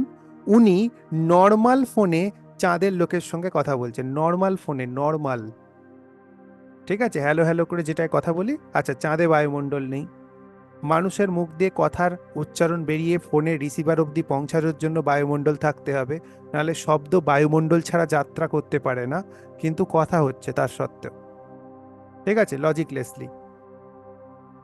আর তার জন্য কোনো স্পেশালি ডিজাইন ফোন নয়, একটা অফিসে রাখা নর্মাল ফোনে তখন কথা হয়ে গেল। এবং ওনার অফিসে সব থেকে অবিশ্বাস্য, চাঁদ দেখে পৃথিবীর একটা ছবি দেখা যাচ্ছে। দেখুন, এখানে খুব ঝাপসা হলো, চাঁদ দেখে একটা পৃথিবীর ছবিকে দেখা যাচ্ছে, কিন্তু ওরা যখন চাঁদে গেছে তখন চাঁদ দেখে পৃথিবীর ছবির একটা ফ্রেম করা স্ট্রাকচার ওনার অফিসে ঝোলানো।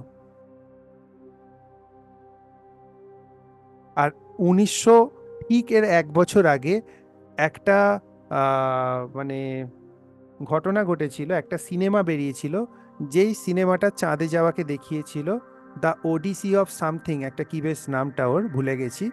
তো ওই ফিল্মের মতে যেরকমভাবে শুটিং হয়েছিল, ওই শুটিংটাও কিন্তু সেম ওয়েতেই হয়েছিল, পরের বছরই সেটা করা হয়েছিল।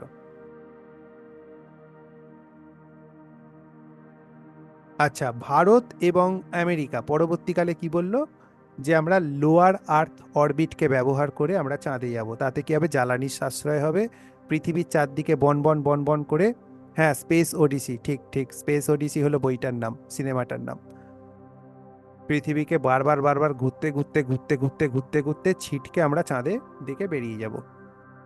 অ্যাকচুয়ালি যে পৃথিবীর লোস অরবিট স্পেস, অ্যাকচুয়ালি ওরা কি করতে চাইছে জানেন? ওরা ওই ফার্মামেন্টে ঘুরতে চাইছে, ঘুরতে চাইছে, ঘুরতে চাইছে।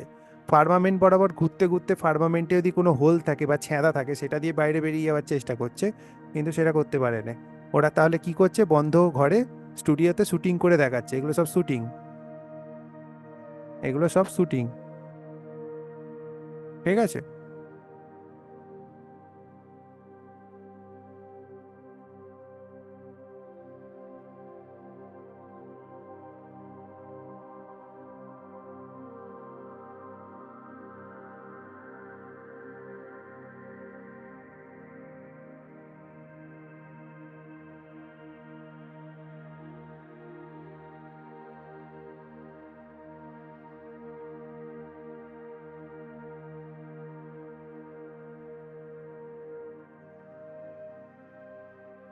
বিল নাই বলে একজন ভদ্রলোক, যিনি একজন খুব বড় সায়েন্টিস্ট, তিনি বলছেন the earth is a close system, পৃথিবীটা একটা বদ্ধ জায়গা। We can not leave the earth, আমরা পৃথিবীকে ত্যাগ করতে পারি না। There is no place to go, সেখানে কোনো যাওয়ার জায়গা নেই।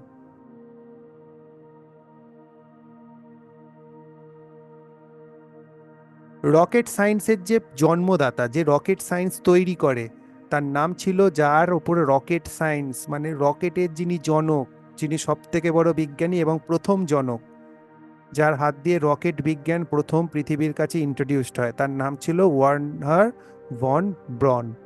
উনি ওনার কবরে এটা লিখেছেন।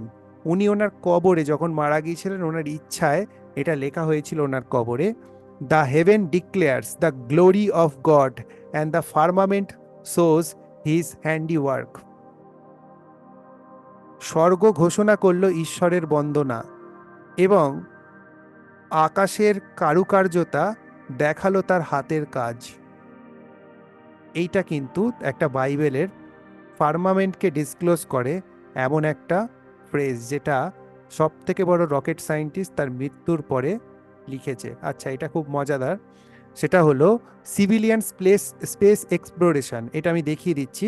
এখানে রকেটটা, এই ঘরোয়া লোকেরা একটা রকেট তৈরি করে আকাশে ছেড়েছিল, এবং আকাশে রকেটটা গিয়ে একটা জায়গায় গিয়ে ধাক্কা মেরেছিল। মনে হলো যেন ওখানেই আকাশটা শেষ। এটা দেখাচ্ছি, এখানে ইউটিউবে ভিডিও আছে এটা।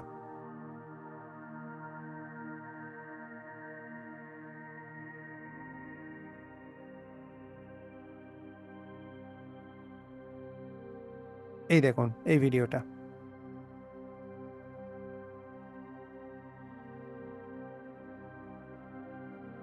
এটা রকেটটা।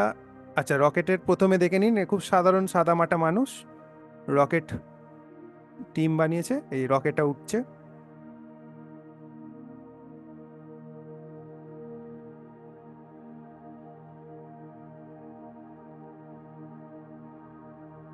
এই দেখুন, এই উঠছে উঠছে উঠছে উঠছে উঠছে, ওর জ্বালানি শেষ হয়নি কিন্তু, ভালো করে খেয়াল রাখুন।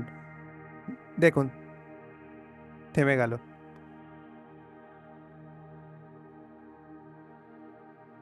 ভালো করে দেখুন, যদি জ্বালানি শেষ হয়ে যেত তাহলে কিন্তু পড়ে যেত, নিচের দিকে যেত, এরকম থেমে যেত না। হঠাৎ করে স্পিড, হঠাৎ করে শূন্য হয় না, আস্তে আস্তে শূন্য হয়। দেখতে পাচ্ছেন?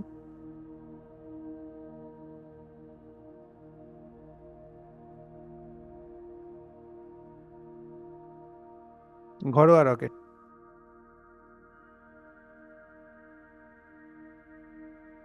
আচ্ছা, সব থেকে বড় আপনি দেখতে পাবেন, যখনই কোনো একটা রকেট উত্তোলন করা হয়, রকেটটা কিছু দূর যাওয়ার পর এরকম বেঁকে যায়। আপনি ভারতের যখন রকেট লঞ্চ হয়েছিল সেই ভিডিওগুলো আবার খুলবেন, দেখবেন 2 মিনিট পরে অ্যানিমেশন দেখাচ্ছে, লজ্জায় দেখাতে পারবে না। 2 মিনিট থেকে 1.5 মিনিট পরে অ্যানিমেশন দেখায়।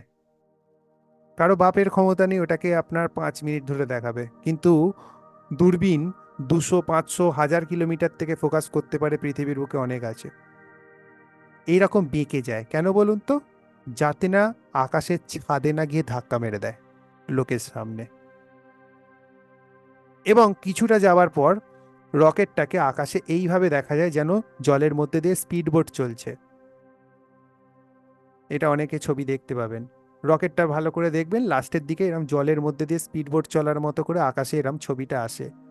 অ্যাকচুয়ালি যে জল থেকে জলকে আলাদা করা হয়েছিল, অ্যাকচুয়ালি যেটা জলটা উল্টে আছে, সেইটার মধ্যে দিয়ে যে যন্ত্রটা চালিত হচ্ছে, সেইটার সত্যতাকেই কিন্তু এটা কিছুটা শো করে, যেটা ওরা লোকায়।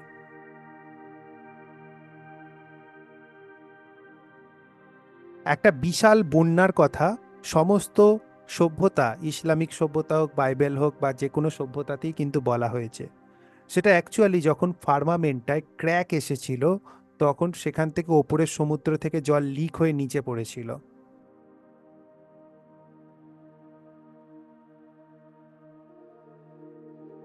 আচ্ছা, সব থেকে ভালো একটা উদাহরণ ট্রুম্যান শো বলে একটা সিনেমা আছে, আপনারা ইউটিউবে একটু পয়সা খরচা করে ট্রুম্যান শোটা দয়া করে দেখবেন।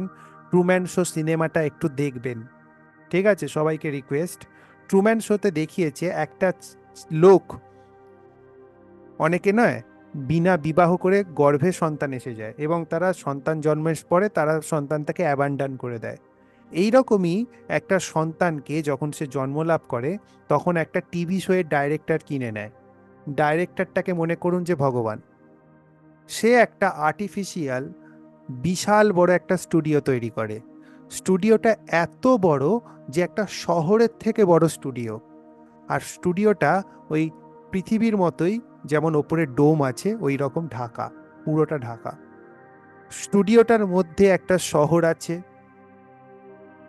রেলপথ আছে, সূর্য আছে, চন্দ্র আছে, মেঘ আছে, সমুদ্র আছে, নদী আছে, সব কিছু আছে। এত বড় কল্পনা করুন। ট্রুম্যান বলে যে নায়ক, যে ওই শিশুটা ছিল, সে জন্ম থেকেই আর্টিফিশিয়াল বাবা মা, আর্টিফিশিয়াল সভ্যতার মধ্যে বড় হয়েছে, যেটা বাইরের সভ্যতা, বিগ বসের মতো, যেটা 24 ঘন্টা ব্রডকাস্ট হতো লাইভে এবং তার জীবনটাকে দেখাতো। কিন্তু সে জানতো যে এগুলো তার রিয়েল বাবা মা, এগুলো তার রিয়েল কাজকর্ম, এগুলো সে করে খাচ্ছে, এইভাবে তার বিয়ে হয়েছে। কিন্তু কোনোদিনও সে জানতে পারতো না যে তাকে নিয়ে টিভি শো করা হচ্ছে। আর একদিন সে ঠিক করে যে কিছু একটা গড়বড় আছে।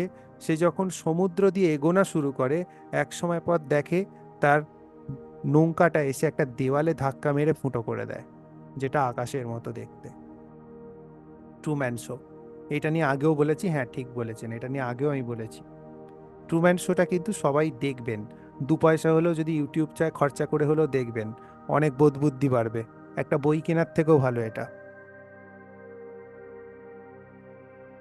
তো এই ছিল আজকের মোটামুটি ক্লাস।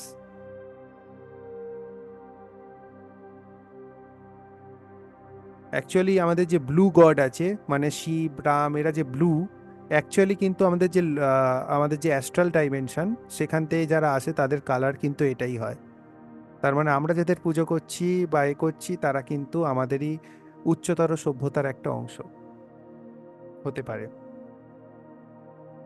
কারণ অনেকের আস্থা জড়িয়ে আছে, তো বলা যাবে না যে ওটাই।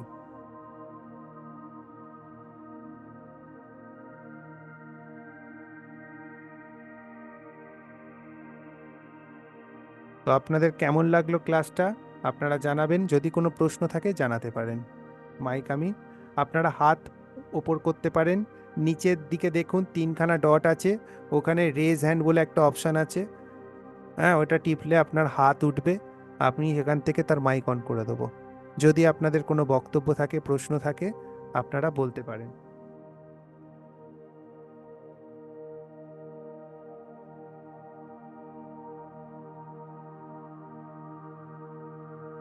তনুশ্রী পর্বত, আপনি তো স্কুল টিচার, বলুন কেমন অনুভব হচ্ছে? স্যার ভালো লাগছে, খুবই ভালো লাগছে। আর এবার স্কুলে পড়াতে কি আর ইচ্ছা করবে? আপনি বলুন, কি শেখাবো আমরা? আর যাই যেটা হোক, আছে সিলেবাসে। তো স্যার বলছি, হ্যাঁ সে তো অবশ্যই, ম্যাট্রিক্সের মধ্যেই আছি তো স্যার। আর স্যার বলছিলাম, যেটা এতক্ষণ যা বিষয়বস্তুটা শুনলাম, যা বুঝলাম, আমরা যে প্ল্যানেটোরিয়াম গুলো দেখি, মানে যেখানে গিয়ে সব দেখানো হয় বিড়লা দেখি, প্ল্যানেটোরিয়াম, অনেকটা কি সেই ধরনের? সেম হ্যাঁ, সেম। সেই ধরনের ব্যাপারটা, এবার আমাকে ওইটা মানে বোঝাতে ওই দিন, মনে এসে প্রজেকশনটা। গেল যে নক্ষত্র মণ্ডলী অ্যাকচুয়ালি কি, বুঝিয়ে দিচ্ছি ভালো করে দেখুন, তাহলে এখান থেকে ভাগ্য জ্যোতিষ সব আইডিয়া এসে যাবে।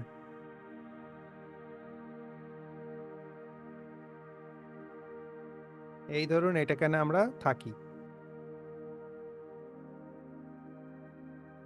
এই এটা ঘেরা, এখানে লুমিনারিস আছে, একটা হলো সূর্য। এবার কেউ বলবে সারা পৃথিবীতে আলো হয় না কেন, যদি এরকম বদ্ধ জায়গায় থাকি? ভাই এর একটা ক্ষমতা আছে, এরকম টর্চের মতো এটা হয়, এইটুকুনি ল্যান্ডকে আলো করতে পারে, ঠিক আছে, বাকিটা পারে না, তো অন্ধকার থাকে। যাই হোক, ওটাই আসছি না। এটা একটা সূর্য, এখানে চন্দ্র, আর এখানে ডট ডট ডট ডট তারা। একটা সপ্তর্ষি মণ্ডল হতে পারে, একটা কালপুরুষ হতে পারে, যত আছে সব তারা মা, সব এই জ্যোতিষ্ক, এগুলো সব আছে। অ্যাকচুয়ালি এগুলো কি? এইগুলো হলো এক একটা এন্টিটিস। এন্টিটিস মানে হলো লিভিং বিং, আমাদের মতোই। ওদের কাজ হলো এক একটা সিনেমার স্টোরি লাইনকে হাতে নিয়ে ওরা চলে, ভালো করে মনে রাখবেন। নক্ষত্র মণ্ডলী এক একটা সিনেমার স্টোরি লাইনকে হাতে নিয়ে চলে, মানে এক একটা, তাদের হাতে একটা, কারো হাতে শাহরুখ খানের কুচকুচ হোতায় দেওয়া আছে, কারো হাতে শাহরুখ খানের যদি ধরে নিই শাহরুখ খান এখন সমস্ত সিনেমাগুলো বানিয়েছে, কারো হাতে দিলওয়ালে দুলহানিয়া দেওয়া আছে, কারো হাতে দিল তো পাগল হ্যায় দেয়া আছে। তো এক একটা নক্ষত্রের কাছে এক একটা স্টোরি লাইন অফ লাইফ থাকে।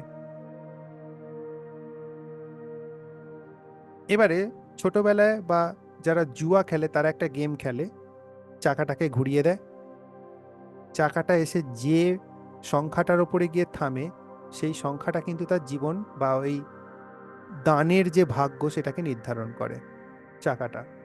ঠিক আছে, একটা দেখা গেল 36-এর পয়েন্টটা 36-এ এসে থামলো, তার মানে 36 নম্বরে যে স্টোরি লাইনটা আছে সেটা তার জীবনে অ্যাক্টিভেট হবে। এইরকমই অনেকগুলো প্যারামিটার আছে। প্যারামিটার কোনগুলো? প্যারামিটারগুলো হলো গ্রহ, লিখে রাখুন। প্যারামিটারগুলো হলো গ্রহ, আর স্টোরি লাইন হলো আপনার নক্ষত্রমণ্ডলী। প্যারামিটারগুলো হলো গ্রহ। এবার গ্রহগুলো কি? লুমিনারিস, কোনো সলিড অবজেক্ট নয়, লুমিনারিস। ওগুলো এক একটা জীবন্ত বিইং, ওদের মধ্যেও প্রাণ আছে, ওরা আমাদের মধ্যেই ফেঁসে আছে, বা বলতে পারেন খুবই উচ্চ জগতে আছে, কিন্তু ওরা জীবন্ত। সেই জন্য ওদেরকে কেউ ঋষি বলে, ওদের মধ্যে বিভিন্ন রকম দেবতার নাম বলা হয়। কেন? কারণ ওরাও এক একটা লুমিনারিস, জ্যোতিষ্ক, ওরা জীবন্ত। এবারে আমাদের স্টোরি লাইনকে দিচ্ছে নক্ষত্রমণ্ডলী, আর গ্রহগুলো কি হচ্ছে? গ্রহগুলো হলো সেই কাঁটাটা বা দাগটা। এবার দেখা গেল বৃহস্পতি গ্রহ গিয়ে একটা স্টোরি লাইনে গিয়ে হিট করলো কারো জন্মের সময়, রবি গিয়ে একটা গ্রহ স্টোরি লাইনকে হিট করলো। কোন স্টোরি প্রিডমিনেন্ট থাকবে, কোন স্টোরি সাবডিউট থাকবে, সেই হিসেবে একটা হিসেব করা আছে সফটওয়্যারের মধ্যে। সেই রকম জন্মছক বসে গেল। যেরকম নক্ষত্রমণ্ডলীর যেরকম স্টোরি লাইন হবে, সেই রকম নক্ষত্রমণ্ডলীর অনুযায়ী ঘটনা তার জীবনে ঘটা শুরু হয়ে যাবে। ঠিক যেমন কেউ হয়তো সা বাটনটা টিপে দিয়েছে হারমোনিয়ামের, তো 2 নম্বরে সে সা টিপেছে, প্রথমে ধা টিপেছিল, সো তাহলে তার সুর একসঙ্গে বেরোবে ধা সায়ের মিশ্রণ। এইরকম তার কাছে 9টা আঙুল দেয়া আছে, 9টা আঙুল দিয়ে যেরকম সে জটিল একটা সুরের উপর ক্লিক করবে, সেই সুরটা তার লাইফে অ্যাক্টিভেট হয়ে যাবে। এটাকে বলা হয় ভাগ্য।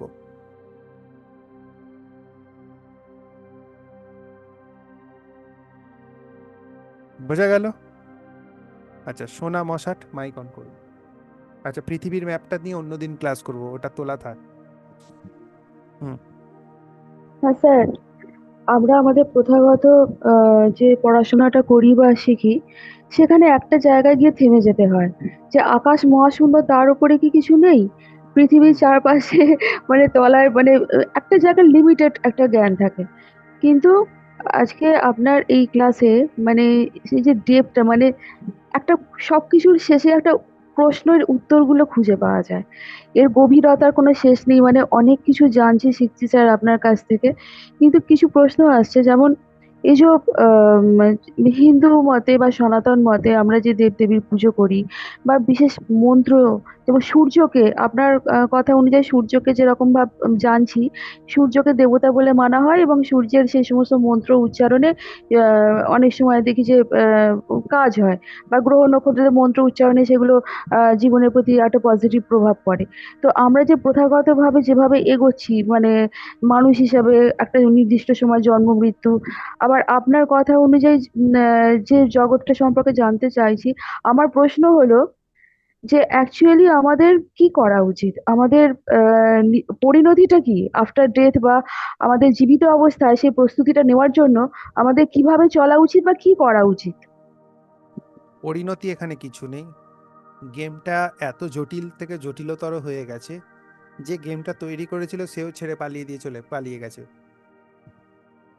ঠিক আছে, এটা আনকন্ট্রোলড একটা ষাঁড় হয়ে গেছে, যে যাকে পাচ্ছে তাকে গোতাচ্ছে, কখনো একটু শান্ত থাকছে, কখনো একটু ছুটছে। আর সেটাকে বাগে আনার জন্য বিভিন্ন সময়ের যারা ম্যানেজমেন্টে ছিল, ব্রহ্মা বিষ্ণু মহেশ্বরের অবতার মাঝে মাঝে অবতীর্ণ একটু সেটেল ডাউন করার চেষ্টা করে, কিন্তু শেষমেশ তাও কিছু হয়ে ওঠে না। আমরা যদি বলি মোক্ষ আলটিমেট গতি, মোক্ষের পর আমরা যদি বলি আমরা এই পার্টিকুলার গ্লোবটা থেকে হয়তো বেরিয়ে গেলাম, কিন্তু এর পরের গ্লোবেও আবার নিয়ম আছে। কি বলল? যে ভগবানের দেয়া 10টা কমান্ডমেন্ট যে মানবে, সে এই জগতে প্রবেশ করতে পারবে। তার মানে এই জগৎকে ত্যাগ করা এবং নতুন জগতে প্রবেশ করার ওটা হলো পাসওয়ার্ড। তার মানে ওখানেও খেলা চলবে। বোঝা গেল? দেবরাজ চৌধুরী, ছোট করে প্রশ্ন শুনি, ছোট করে। হ্যাঁ, এটা ক্লাসটা তো এত হাই ফ্রিকোয়েন্সি, লাস্টে আমার ঘুম পেয়ে যাচ্ছিল। মানে এতটাই যে ভাইব্রেশন হাই, কি বলবো। হ্যাঁ আর যেটা মানে আপনি বলছিলেন সেটা, হ্যাঁ, বাইবেলে মানে আমি ছোট থেকেই বাইবেল পড়ছি, বাইবেলের সম্বন্ধে অনেক কিছু ওই মানে ঘাটা নাড়াচাড়া তো অনেকই আছে। আপনি যে এনকের পুস্তক বললেন, ওটা আমি আঙ্কেলের কাছ থেকে পেয়েছিলাম। আগারথা আর্থের কথা, এটাও আমি পেয়েছিলাম। হুম। কিন্তু আরো ডিটেলস যেগুলো বলছেন এগুলো অতটা পাইনি, কিন্তু পেয়েছিলাম। আর বাইবেলের থেকে যেগুলো দেখাচ্ছেন, যেটা মানে আরো স্পষ্ট লেখা আছে বাইবেলে, যেটা আমি একটু পড়ছি। পৃথিবী ঘোর ও শূন্য ছিল প্রথম, যখন আকাশমণ্ডল আর পৃথিবীর সৃষ্টি করছেন, বলছে, এবং অন্ধকার জলধির উপরে ছিল, আর ঈশ্বরের আত্মা জলের উপরে অবস্থিতি করছিল। ঠিক আছে। তো এখানে 6 পদে বলছে যে জলের মধ্যে বিতান হোক ও জলকে দুই ভাগে পৃথক করুক, যেটা আপনি বললেন। তো আহ, এইটা আমি অনেক পড়েছি, কিন্তু এইখানে এইরকম যে মানে ভাঙা আছে জিনিসটা, সেটা এতদিন জানতাম না। বাট এখন মানে জেনেও ছিলাম জল আকাশ হয়েছিল, এইগুলো হয়েছিল, কিন্তু জল যে দুই ভাগে ভাগ করা হয়েছে সেটা জানা ছিল না, কিন্তু আজকে ছবির মাধ্যমে সেটা ক্লিয়ার স্পষ্ট হলো। ওকে, ভবিষ্যতে আরো থ্যাংক কিছু জানতে পারবো। ধন্যবাদ। আচ্ছা, সুমন বাবু ছিল না, হাত কোথায় গেল তার? হ্যাঁ, সুমন বাবু মাইক অন করুন।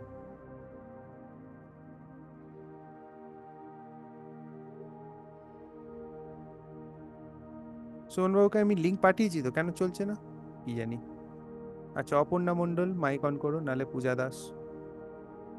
আর আর হ্যাঁ, স্যার, সুমন বাবু আপনি মাইক যে খুলেছেন? বললেন যে যেটা রকেট উৎক্ষেপণ হয় যখন ওটা বেঁকে যায়, তাই এটা কি মানে সব দেশের বিজ্ঞানীরা এই লটা মানেন যে এইটাতে এটা হবে নাকি? এক একটা দেশের তো এক একটা রকমের বৈরিতা থাকে। ওরা সবাই ভেতরে ভেতরে এক, আচ্ছা আচ্ছা। ঠিক আছে। হ্যাঁ হ্যাঁ। আর আপনি পরিষ্কার কথা, যেরকম রকেটের গায়ে ক্যামেরা লাগিয়ে এরা উৎক্ষেপণ করেছে, যখন কোনো নামি দামি স্পেস স্টেশন থেকে রকেট উৎক্ষেপণ করে, এরকম হ্যাঁ, গায়ে একটা ক্যামেরা লাগিয়ে রাখতেই পারে। হুম গায়ে এরম ক্যামেরা কেউ লাগিয়ে রাখবে না, আর লাগিয়ে রাখলেও 2-1 মিনিটের বেশি ভিডিও আপনাকে দেখাবে না, হুম। আর আপনি ধরে পেলেন। ওকে। আচ্ছা আচ্ছা। মানে যে আপনি মানে এরকমও তো তাহলে তারা যেমন হাই লেভেলের বিজ্ঞানী, তার চেয়েও তো লো লেভেলের কেউ থাকে, তা কিছুটা তো তাদের থাকে, অনেক সেটাই। ভেতরে আচ্ছা ভারতের আচ্ছা কত বিজ্ঞানী সারা বছরে গায়েব হয়ে যায়, এটা আপনি জানেন না হয়তো। আচ্ছা আচ্ছা। আচ্ছা, পূজা আর দাস। একটা তো আরেকটা প্রশ্ন আছে স্যার, একটা বলুন প্রশ্ন আছে। বলুন। স্যার, ওই যে বলছেন যে এক একজনের হাতে এক একটা পাওয়ার, মানে জন্মছকের এক একটা ব্যাপার থাকে, যে এক একজনের হুম। আন্ডারে থাকে। তা সেটা তো তাহলে কি চেঞ্জ তো করা যাবে না নাকি? যে আমরা যেমন এটা ওটা করি, মাথা কোটা, হ্যাঁ, হ্যাঁ হ্যাঁ, মাদুলি সবই। ওটাই তো চেঞ্জ, ওটাই তো আচ্ছা চেঞ্জ। হ্যাঁ, ওইসব যখন, হ্যাঁ, তাহলে অবশ্যই। বৃহস্পতির থেকে আবার বুধের কাছে ট্রান্সফার হয়ে যেতে পারে, যে আপনি দেখুন আমারটা, নাকি? হ্যাঁ হ্যাঁ হ্যাঁ, হয়, অনেকটা হয়। খুব আচ্ছা আচ্ছা। ড্রাস্টিক্যালি চেঞ্জেস হয়তো, আকাশ পাতাল চেঞ্জেস খুব ব্যতিক্রমী না, ক্ষেত্রে হয়, হ্যাঁ কিন্তু হ্যাঁ। কিছু একটা কমফোর্টেবল অবস্থায় যাওয়ার মতো চেঞ্জেস হয়, হয়, ওটা হয়। আচ্ছা, থ্যাংক ইউ স্যার, নমস্কার, আজকে প্রণাম নেবেন, হ্যাঁ, রাখি। ভালো থাকবেন। পূজা দাস, এই যে মাইক অন করুন পূজা দাস। আচ্ছা, সুমন বাবু আবার একটু হাত তুলুন তো, কোথায় গেলেন? তনুশ্যাম বাবু। হ্যাঁ স্যার। হুম। স্যার, ওই প্রশ্নটাই করছিলাম যেটা উনি করছিল, এই যে মন্ত্র ফন্ত্র আমরা এত করি, এত মন্ত্রের যে উচ্চারণ রয়েছে, মানে প্রচুর রয়েছে প্রচলন আমাদের হিন্দু ইয়েতে, আদৌ কি মন্ত্র কোনো কাজ করে অবশ্যই, এইসব মানুষের ক্ষেত্রে অবশ্যই। ভাইব্রেশন হিসাবে? কারণ কারণ যেগুলোকে আপনি ডাকছেন তারা লুমিনারিজ, তারা জীবন্ত, আমি তো বলছি, দে আর অ্যালাইভ বিং। বোঝা গেল? আর এই যে তনুশ্যাম। যেটা আপনি বললেন যে এই যে পৃথিবীর যে উষ্ণতা বাড়ছে, এটার পেছনে মানুষের কোনো হাত নেই। এই যে মানুষের হুম, যেটা বলা হচ্ছে এইসব গাছ কাটার ফলে উষ্ণতা বাড়ছে, আদৌ কি এটা নয়?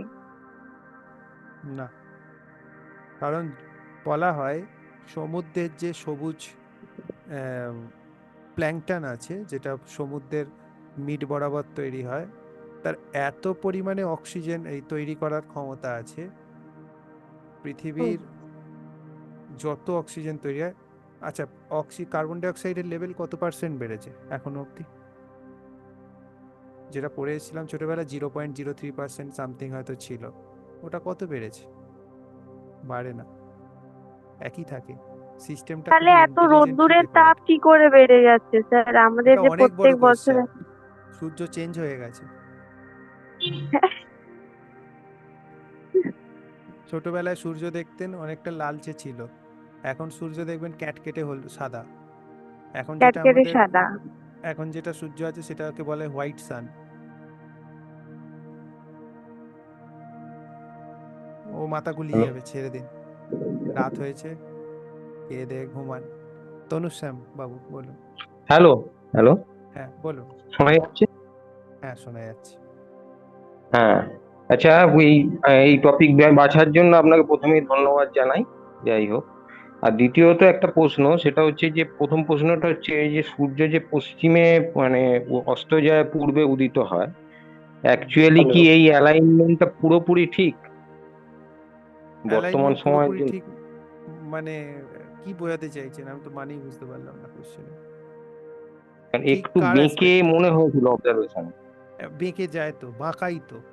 খালি দুদিন পূর্ব আর পশ্চিমে, সারা বছরে দুদিন খালি পূর্ব দিক থেকে ওঠে, পশ্চিমে যায়, যেদিনকে 21শে মার্চ আর মনে হয় 23শে সেপ্টেম্বর। এই দুদিনই একমাত্র সূর্য পূর্ব দিকে ওঠে, পশ্চিম দিকে অস্ত যায়। আর পৃথিবীর বাকি দিনগুলো সামান্য পূর্ব বা দক্ষিণ বা উত্তর দিক ঘেঁষে ওঠে। হ্যাঁ, প্রপার পূর্ব সেরকমই দিক দেখে আমার লেগেছিল, দুদিন। আমি একটা আরে অবজারভেশনে দুদিন, ওটা দেখেছিলাম এই প্রশ্নটা। দুদিন, ওটা নিয়ম, নর্মাল নিয়ম, ওটা কিছু অবজারভেশন নেই। ওটা নর্মাল নিয়ম। দুদিনই গোটা বছরে পূর্ব দিকে ওঠে, পশ্চিম দিকে অস্ত যায়। সুমন বাবু মাইক হুম। অন করুন। হ্যাঁ, বলুন। শুনতে পাওয়া যাচ্ছে? হ্যালো। খুব ভালো, বলুন। হ্যাঁ, আচ্ছা, পোলার রিজিয়নের যে অবজারভেশনটা, ওইটা তাহলে সবসময় কেন অবজারভেশনটা হয় না মানে পোলার পোল স্টার, রিজিয়নে এক্সপিডিশন পোল হতেই স্টার, থাকে আর পোল কি, মানে স্টার, তাই তো। যেগুলো রেকর্ডেড। পোল পোল স্টার গুলো কেন ধ্রুবক হয়, এটা আপনার কি প্রশ্ন? যে ধ্রুব তারা কেন একই জায়গায় থাকে? না, না, না, না, না, না, না, ওই যে পোলার রিজিয়নে যে এজ অফ দ্য আর্থের যে কনসেপ্টটা আপনি বললেন আর কি, যেগুলো যারা রেকর্ডেড আছে সেটা তো রেকর্ডেড, ঠিক আছে, ফাইন। আমি না হয় ধরে নিলাম 100 জনের ভেতর 10 জন ওটা রেকর্ড করেছেন, কিন্তু যারা প্রতিনিয়ত পোলার রিজিয়নে যাচ্ছেন, ফর এক্সাম্পল ইন্ডিয়ান গভর্নমেন্টের পার্ট আছে of south agenda, Gangotri project. Part of agenda. আচ্ছা, ওকে, মুখ খুললেই গায়েব। Okay. Realme, Mampi Mondal, Vivo. হ্যাঁ স্যার, বলছি আহ, আজকে গুরু পূর্ণিমার দিন, আপনাকে পেয়ে অনেক মানে খুব কি বলবো, ধন্য মনে করছি। প্রণাম নেবেন হুম আমার স্যার। হুম, তা ভালো আজকের থাকবেন। ক্লাসটা তো স্যার ভীষণ অসাধারণ লাগলো। আর নেক্সট ক্লাস, আবার এই ক্লাসটা কবে হবে সেটা একটু জানিয়ে দিন। ঠিক ভীষণ আছে। দারুণ, আমার ইন্টারেস্টিং, এত ইন্টারেস্টিং লাগে ক্লাসটা, চুপ করে শুনছি স্যার। আর অনেক প্রশ্ন ছিল যেগুলো সবাই জিজ্ঞাসা করলেন, তার মধ্যে থেকে অনেক উত্তর পেলাম। আর আর একটা জিনিস একটু ক্লিয়ার, যেটা হচ্ছে ওই যে পশ্চিম দিকে অস্ত যাওয়াটা তো আপনি বললেন, এই একইভাবে সূর্য চন্দ্র কি এরকম ভাবেই ঘুরছে, যে আমেরিকায় যেমন আমাদের এখানে দিন হলো ওখানে রাত হচ্ছে, ওখানে দিন হলো আমাদের এখানে রাত হচ্ছে, এইটা কি এইরকম ভাবে এই ওরা সবসময় ঘুরছে?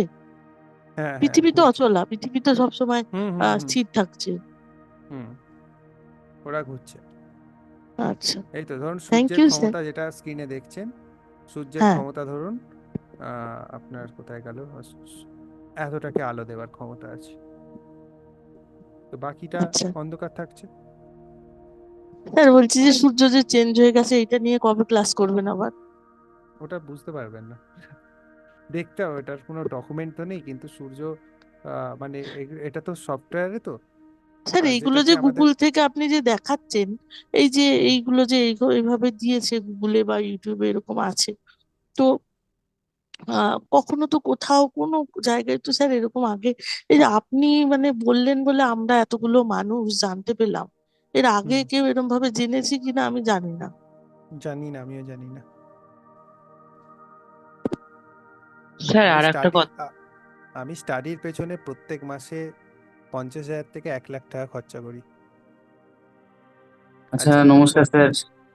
তাহলে স্যার ভাবুন স্যার আমরা কতটা লাকি আপনাকে পেয়ে, কত কিছু হুম জানতে পারছি।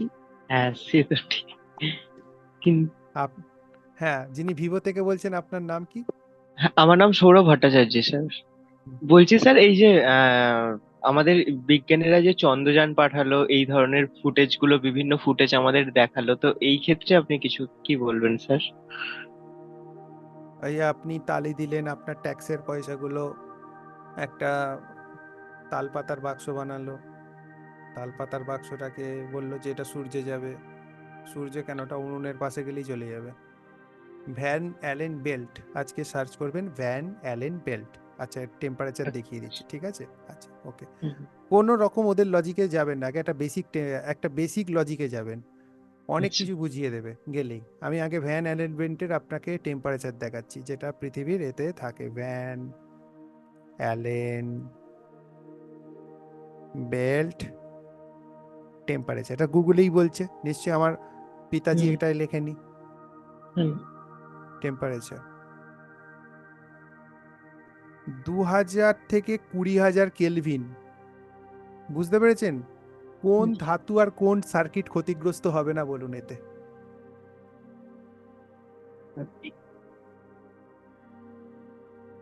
রকেট একটা সূক্ষ্মাতি সূক্ষ্ম যন্ত্র, হ্যাঁ যদি স্যার। একটা ডিভাইসের কোনো রকম তার গলে যায়, সূক্ষ্মাতি সূক্ষ্ম কোটি কোটি কানেকশন আছে, একটা গলে গেলে গোটা রকেট বিকল হয়ে যাবে। এটা তো ঠিক স্যার। আচ্ছা, ভ্যান অ্যালেন বেল্টে 20,000 ডিগ্রি কেলভিন। আচ্ছা, ভ্যান অ্যালেন বেল্টেই কিন্তু ঘুরছে। কেন? কি বলছে, লোয়ার আর্থের অরবিট দিয়ে ঘুরে ঘুরে ঘুরে ঘুরে গতি সঞ্চার হয়ে সে চাঁদের দিকে তাকে থ্রো করা হচ্ছে। তো ভ্যান অ্যালেন বেল্টের মধ্যে নিশ্চয়ই 5 মিনিট হলেও রয়েছে। হ্যাঁ 5 স্যার, মিনিট কেন, 5 দিন থাকতে পারে, যা একদম। ওদের ডেটা। তাতেই তো আউটার সার্কেল ধ্বংস হয়ে যাবে। কোন ধাতু ব্যবহার করছে যেখানে 20,000 ডিগ্রি কেলভিনকে সহ্য করে নিচ্ছে? কোন রেডিয়েট ডিঅ্যাক্টিভেটেড ব্যবহার করছে, যেটা অত বড় একটা সাম্রাজ্য রেডিয়েশনে সেটাকে নাকচ করে দিচ্ছে? 1969 সালে 3 দিনে লোকে বলছে চাঁদে চলে গিয়েছিল, 1969-এ। 2024-এ বলছে 49 দিনে না 48 দিনে চাঁদে গেছে। তাহলে ওটা 3 দিনে গেল কি করে? ভ্যান অ্যালেন বেল্টকে এ করে, তখনকার দিনের অত লোয়ার গ্রেডের টেকনোলজি দিয়ে। আর এখন বলছে নাকি 49 দিনে গেছে। কি না, তাতে একটু বাজেট কম হয়েছে, বাজেট কম লেগেছে। আরে বাজেট কম লেগেছে, গায়ে একটা তাহলে ক্যামেরা লাগিয়ে দে, আমরাও দেখি লাইভ ফুটেজ, তাই না? সেটা রকেটের গায়ে, রকেটের গায়ে লাগাবে না, অ্যানিমেশনে লাগাবে, অ্যানিমেশনে দেখাবে মাছিগুলো উঠছে, মানে ওটা চাঁদের যাই হোক, হাস্যকর। Thank you sir, thank you. Okay. আচ্ছা, রিয়েলমি যিনি আছেন উনি বলুন। তনুশ্রী আচ্ছা পর্বত আবার স্যার, হাত তুলেছে। হ্যাঁ বলুন। স্যার মিত্র বলছিলাম, চিনতে স্যার পেরেছেন? বলুন। আচ্ছা, যাই হোক। হ্যাঁ, মিত্রপা আহ, কে মিস্ট্রি। বলছে? হ্যাঁ, মিত্রপা মিষ্টি তো? আচ্ছা। হ্যাঁ স্যার, ভালো তাহলে আছেন বোঝা তো? গেল, গ্রহের ব্যাপারগুলো বোঝা গেল তো। মোটামুটি। আচ্ছা, আমার একটাই প্রশ্ন আমি যেটা ক্লিয়ার করতে চাই, সেটা হচ্ছে মনে করুন যে আপনি বললেন যে পৃথিবীর উপরে একটা শক্ত যে খোলস আছে, যেখানে এরোপ্লেন গুলো গিয়ে ধাক্কাও খেয়েছে অনেক, এরকম একটা কথা বললেন। এরোপ্লেন ধাক্কা খায়নি, এই এরোপ্লেন বলছি, sorry rocket. Sorry, rocket rocket, হ্যাঁ। রকেট যেটা তো ডোমেস্টিক রকেট করেছিল, আমাদের এর রকেট ধাক্কা খেয়েছে যেগুলো, সেগুলো আপনি ডকুমেন্টে পাবেন না, কিন্তু পরমাণু বম 31টা ফাটানো হয়েছিল হ্যাঁ, আচ্ছা, 1962-তে। এত কিছু হয়েছে মনে করুন, এখন তো বর্তমানে বহু স্পেস যান পাঠানো হচ্ছে, অনেক রকেট পাঠানো হচ্ছে বিভিন্ন দেশ। তো এগুলো আমরা কেন জানতে পারছি না? মানে কোনো একটা ক্লু তো আমরা পেয়ে যাব যে না, মনে করুন যে 10 জন আমি ঠিক এর আছে, আগের আমি একটা মানছি। ছবি দিয়েছিলাম, হ্যাঁ, ওই যেগুলো আমরা স্যাটেলাইট বলি, ওগুলো হাই অল্টিটিউড বেলুন থাকে। আমি আবার গুগলে দেখাচ্ছি, হ্যাঁ। হ্যাঁ, হাই হ্যাঁ। অল্টিটিউড বেলুনের মধ্যেই কিন্তু আমাদের স্যাটেলাইট থাকে। না, এটা আগেও পড়িয়েছেন একবার, আগে একবার শুনেছি হ্যাঁ, আপনার ক্লাসে। হ্যাঁ, বলো তারপর প্রশ্নটা কি? না, আমার প্রশ্নটা হচ্ছে যে ধাক্কা খাচ্ছে, ভেঙে যাচ্ছে, এত কিছু করা হচ্ছে, তো এমন কেউ তো আসতে পারে যার থ্রু দিয়ে আমরা একটু জানতে পারবো। একটুই তো জানতে পারলেন, বেশি জানাবে না তো, এই তো আমি জানিয়ে দিলাম একটুই। বেশি জানাবে কে? এই সেটা তো হাই মানছি। অল্টিটিউড বেলুন, হ্যাঁ হ্যাঁ এতে দেখুন, এ দেখুন, হ্যাঁ বোঝা গেল? এই গুগল হ্যাঁ ম্যাপ দেখায়, আচ্ছা অনেক ওপরে থাকে এটা, 70 কিলোমিটার। প্লেনের মতো দেখা যাবে না, আর অনেক ছোট হয় আর অনেক ওপরে থাকে। আচ্ছা আচ্ছা। স্যার এতই যদি হয় তাহলে আমাদেরকে এরকম ভাবে বোকা বানায় কেন? অনেক কারণ আছে, পরে জানবেন। একটা কনস্পিরেসি থিওরির বেল্ট আছে, ওটা নিয়ে পরে আলোচনা করো। পড়াশোনা শেষ হচ্ছে না ওটা আমার, আচ্ছা 2 মাস ধরে করে যাচ্ছি, শেষ হচ্ছে না বলে আমার ইন্টারেস্ট জাগছে না। আর একটা স্যার, স্যার আমি যদি ধরুন বুধের জাতক হই, আমি যদি আবার রবির সাধনা করি তাহলে বুধ রেগে যাবে না তো আবার? আর সেটা জ্যোতিষের কথা, সেটা এ বলতে পারবে, মিত্র বলতে পারবে। আচ্ছা। আর ওটা ধ্রুবতারার নয়, আমি ব্যাপারটা স্যার? ব্যাপারটা বোঝালাম। ধ্রুবতারা ওই তো আগের ঠিক। ভিডিওগুলো দেখবেন, ওটা একটা স্ফিংটারের মতো, মানে দোলনার মাঝখানের যে পুরোটা ওটা স্থির থাকে আর চারদিকের জিনিসগুলো ঘোরে। মাঝখানের কেন্দ্রবিন্দুটা হলো ধ্রুবতারা, ওটাকে কেন্দ্র করে সময়ের কালচক্র ঘোরে। ওটার আগের অনেক 2-3 ঘন্টা 5 ঘন্টার ভিডিও সব বানানো আছে ইউটিউবে। আচ্ছা, আচ্ছা। রেশমি ঘোষ বলুন, পার্থ সারথী বিশ্বাস বলুন। হুম বলছি স্যার, হুম আজকে তো ক্লাসটা তো হেভি হলো, কিছু হুম বুঝলাম কিছু বুঝলাম না, সত্যি কথা বলতে কি। তো বলছি হুম। এত গরম আছে স্যার, তাহলে লাল সূর্য কি আর কোনদিনও ফিরবে না আমাদের? লাল সূর্য হুম না, ওই রকম ব্যাপার নয়। ওটা তো সিমুলেশন, পার্ট অফ সিমুলেশন তো।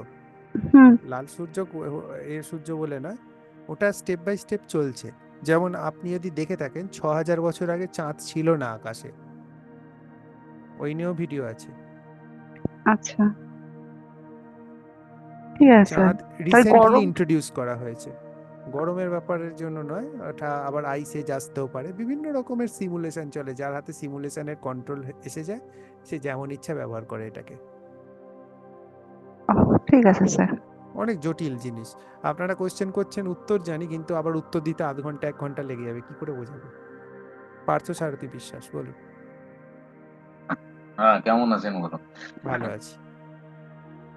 আচ্ছা, বলছি এই আলোচনাটা হয়তো আগেও অন্যান্য ক্লাসে কিছুটা কিছুটা হয়তো আলোচনা হয়েছে অনেকদিন আগে। এই আমাদের যে আহ, বৈদিক যে ম্যাপটা পৃথিবী, হুম হুম এই নিয়ে আগেও ক্লাস হয়েছে অনেক। হুম হুম। তো তাহলে নেরুডার যে কনসেপ্টটা, অন্নাকিরা নিবিড় প্ল্যানেট থেকে এসেছিল, তাহলে অন্য প্ল্যানেটের কোনো এন্টিটি কি ল্যান্ড করতে পারবে না পৃথিবীতে এই থিওরি অনুযায়ী? ফার্মামেন্ট, ডোম শেপ, প্রত্যেকটা ডোম শেপের মাঝখানে একটা করে পোর্টাল থাকে। পোর্টালের বাইরেটা কি আলাদা প্ল্যানেট বলা হয়। আলাদা প্ল্যানেট মানে যেরকম আমাদের বুঝিয়েছে সিনেমায় বা বইয়ের খাতা, ওরকম নয় ব্যাপারটা। পোর্টাল থাকে, পোর্টালের ওপারই অন্য প্ল্যানেট। পুরো পৃথিবীর ম্যাপটার আমি একটা দেখে নিচ্ছি, যদি এটাকে মিনিমাইজ করা যাবে না, জুমটাকে যদি মিনিমাইজ করা যেত। আমি ম্যাপটাকে খুলে রাখিনি, আমি কি করে দেখাই।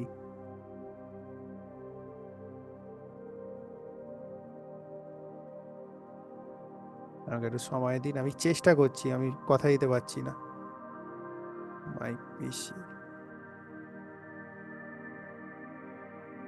ঝাপ বাবা, কি খুলে গেল রে বাবা, বন্ধ করবো কি করে? আচ্ছা, বন্ধ হয়েছে। এখানে আমার এটা ছিল, 1 মিনিট, আমি কিছু করে এটাকে মিনিমাইজ করতে পারছি না, কারণ জুম রেকর্ডেড সেশন মিনিমাইজ করতে দেয় না। যাই হোক, একটা দেখি ডেস্কটপে পাবো।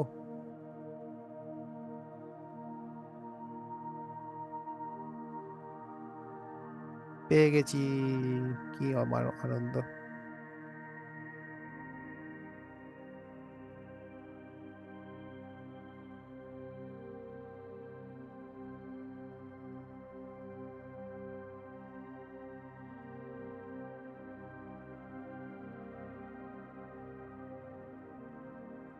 এ বাবা, এটা কেন ঝাপসা রে বাবা? হ্যাঁ, ঠিক হয়েছে।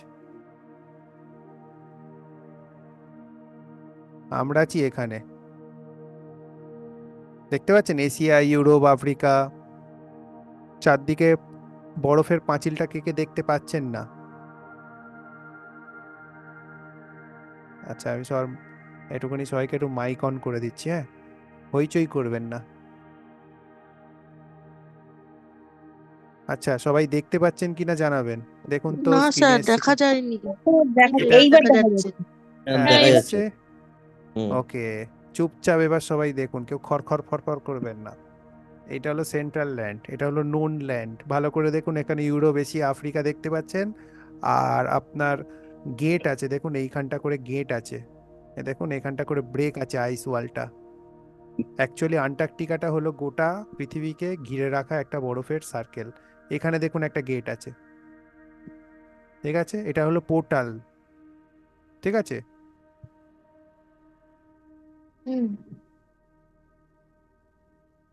এটা নিয়ে পরে পড়াবো। এবার যেটা হলো, এটার বাইরে যেটা আছে, এটা হলো মাউন্টেন রিং দিয়ে ঢাকা। এটা এমন বরফের রিং দিয়ে ঢাকা। এর বাইরের গ্রহটার মধ্যে কোন কোন গ্রহ আছে? এনসিয়েন্ট ল্যান্ডস অফ আনাক আছে, ইডেন আছে, যেখানে রেখেছিল আমাদের প্রথমে, দ্য অ্যানসেস্ট্রাল রিপাবলিক আছে, পিতৃদেবদের জায়গা, মুভিং ল্যান্ডস অফ টথ, লিব্রিস, ইত্যাদি ইত্যাদি। এই মাউন্টেন রেঞ্জের বাইরে এত বড় জগৎ দেখতে পেয়েছেন? আর প্রত্যেকটার ভেতর 2 থেকে 3টে করে সূর্য আছে। এখানেই আপনার নিবিড়ু প্ল্যানেটও আছে, আমাকে খুঁজতে হবে, কারণ এটাকে না মুভমেন্ট করা খুব কম্পিউটারে শক্ত, আমি পাচ্ছি না। যেমন এটা ল্যান্ড অফ মার্স, আচ্ছা অনুনাকিস ল্যান্ড, দেখুন এই দেখুন অনুনাকিস ল্যান্ড, দেখুন এইখানে আমরা থাকি, এই যে এইটা, এই অংশটা, আর এই অংশটা অনুনাকিস ল্যান্ড আছে। Land of Uranus, land of Leonis. Sir, এই ম্যাপটা কারা তৈরি করেছিল? এটা নস কুনফুনদেন। নস কুনফুনদেন যে পার করে গিয়েছিল, ওকে হায়ার সিভিলাইজেশনের লোকেরা ম্যাপটা দিয়েছিল। এটা পরে এটা নিবিড়ু,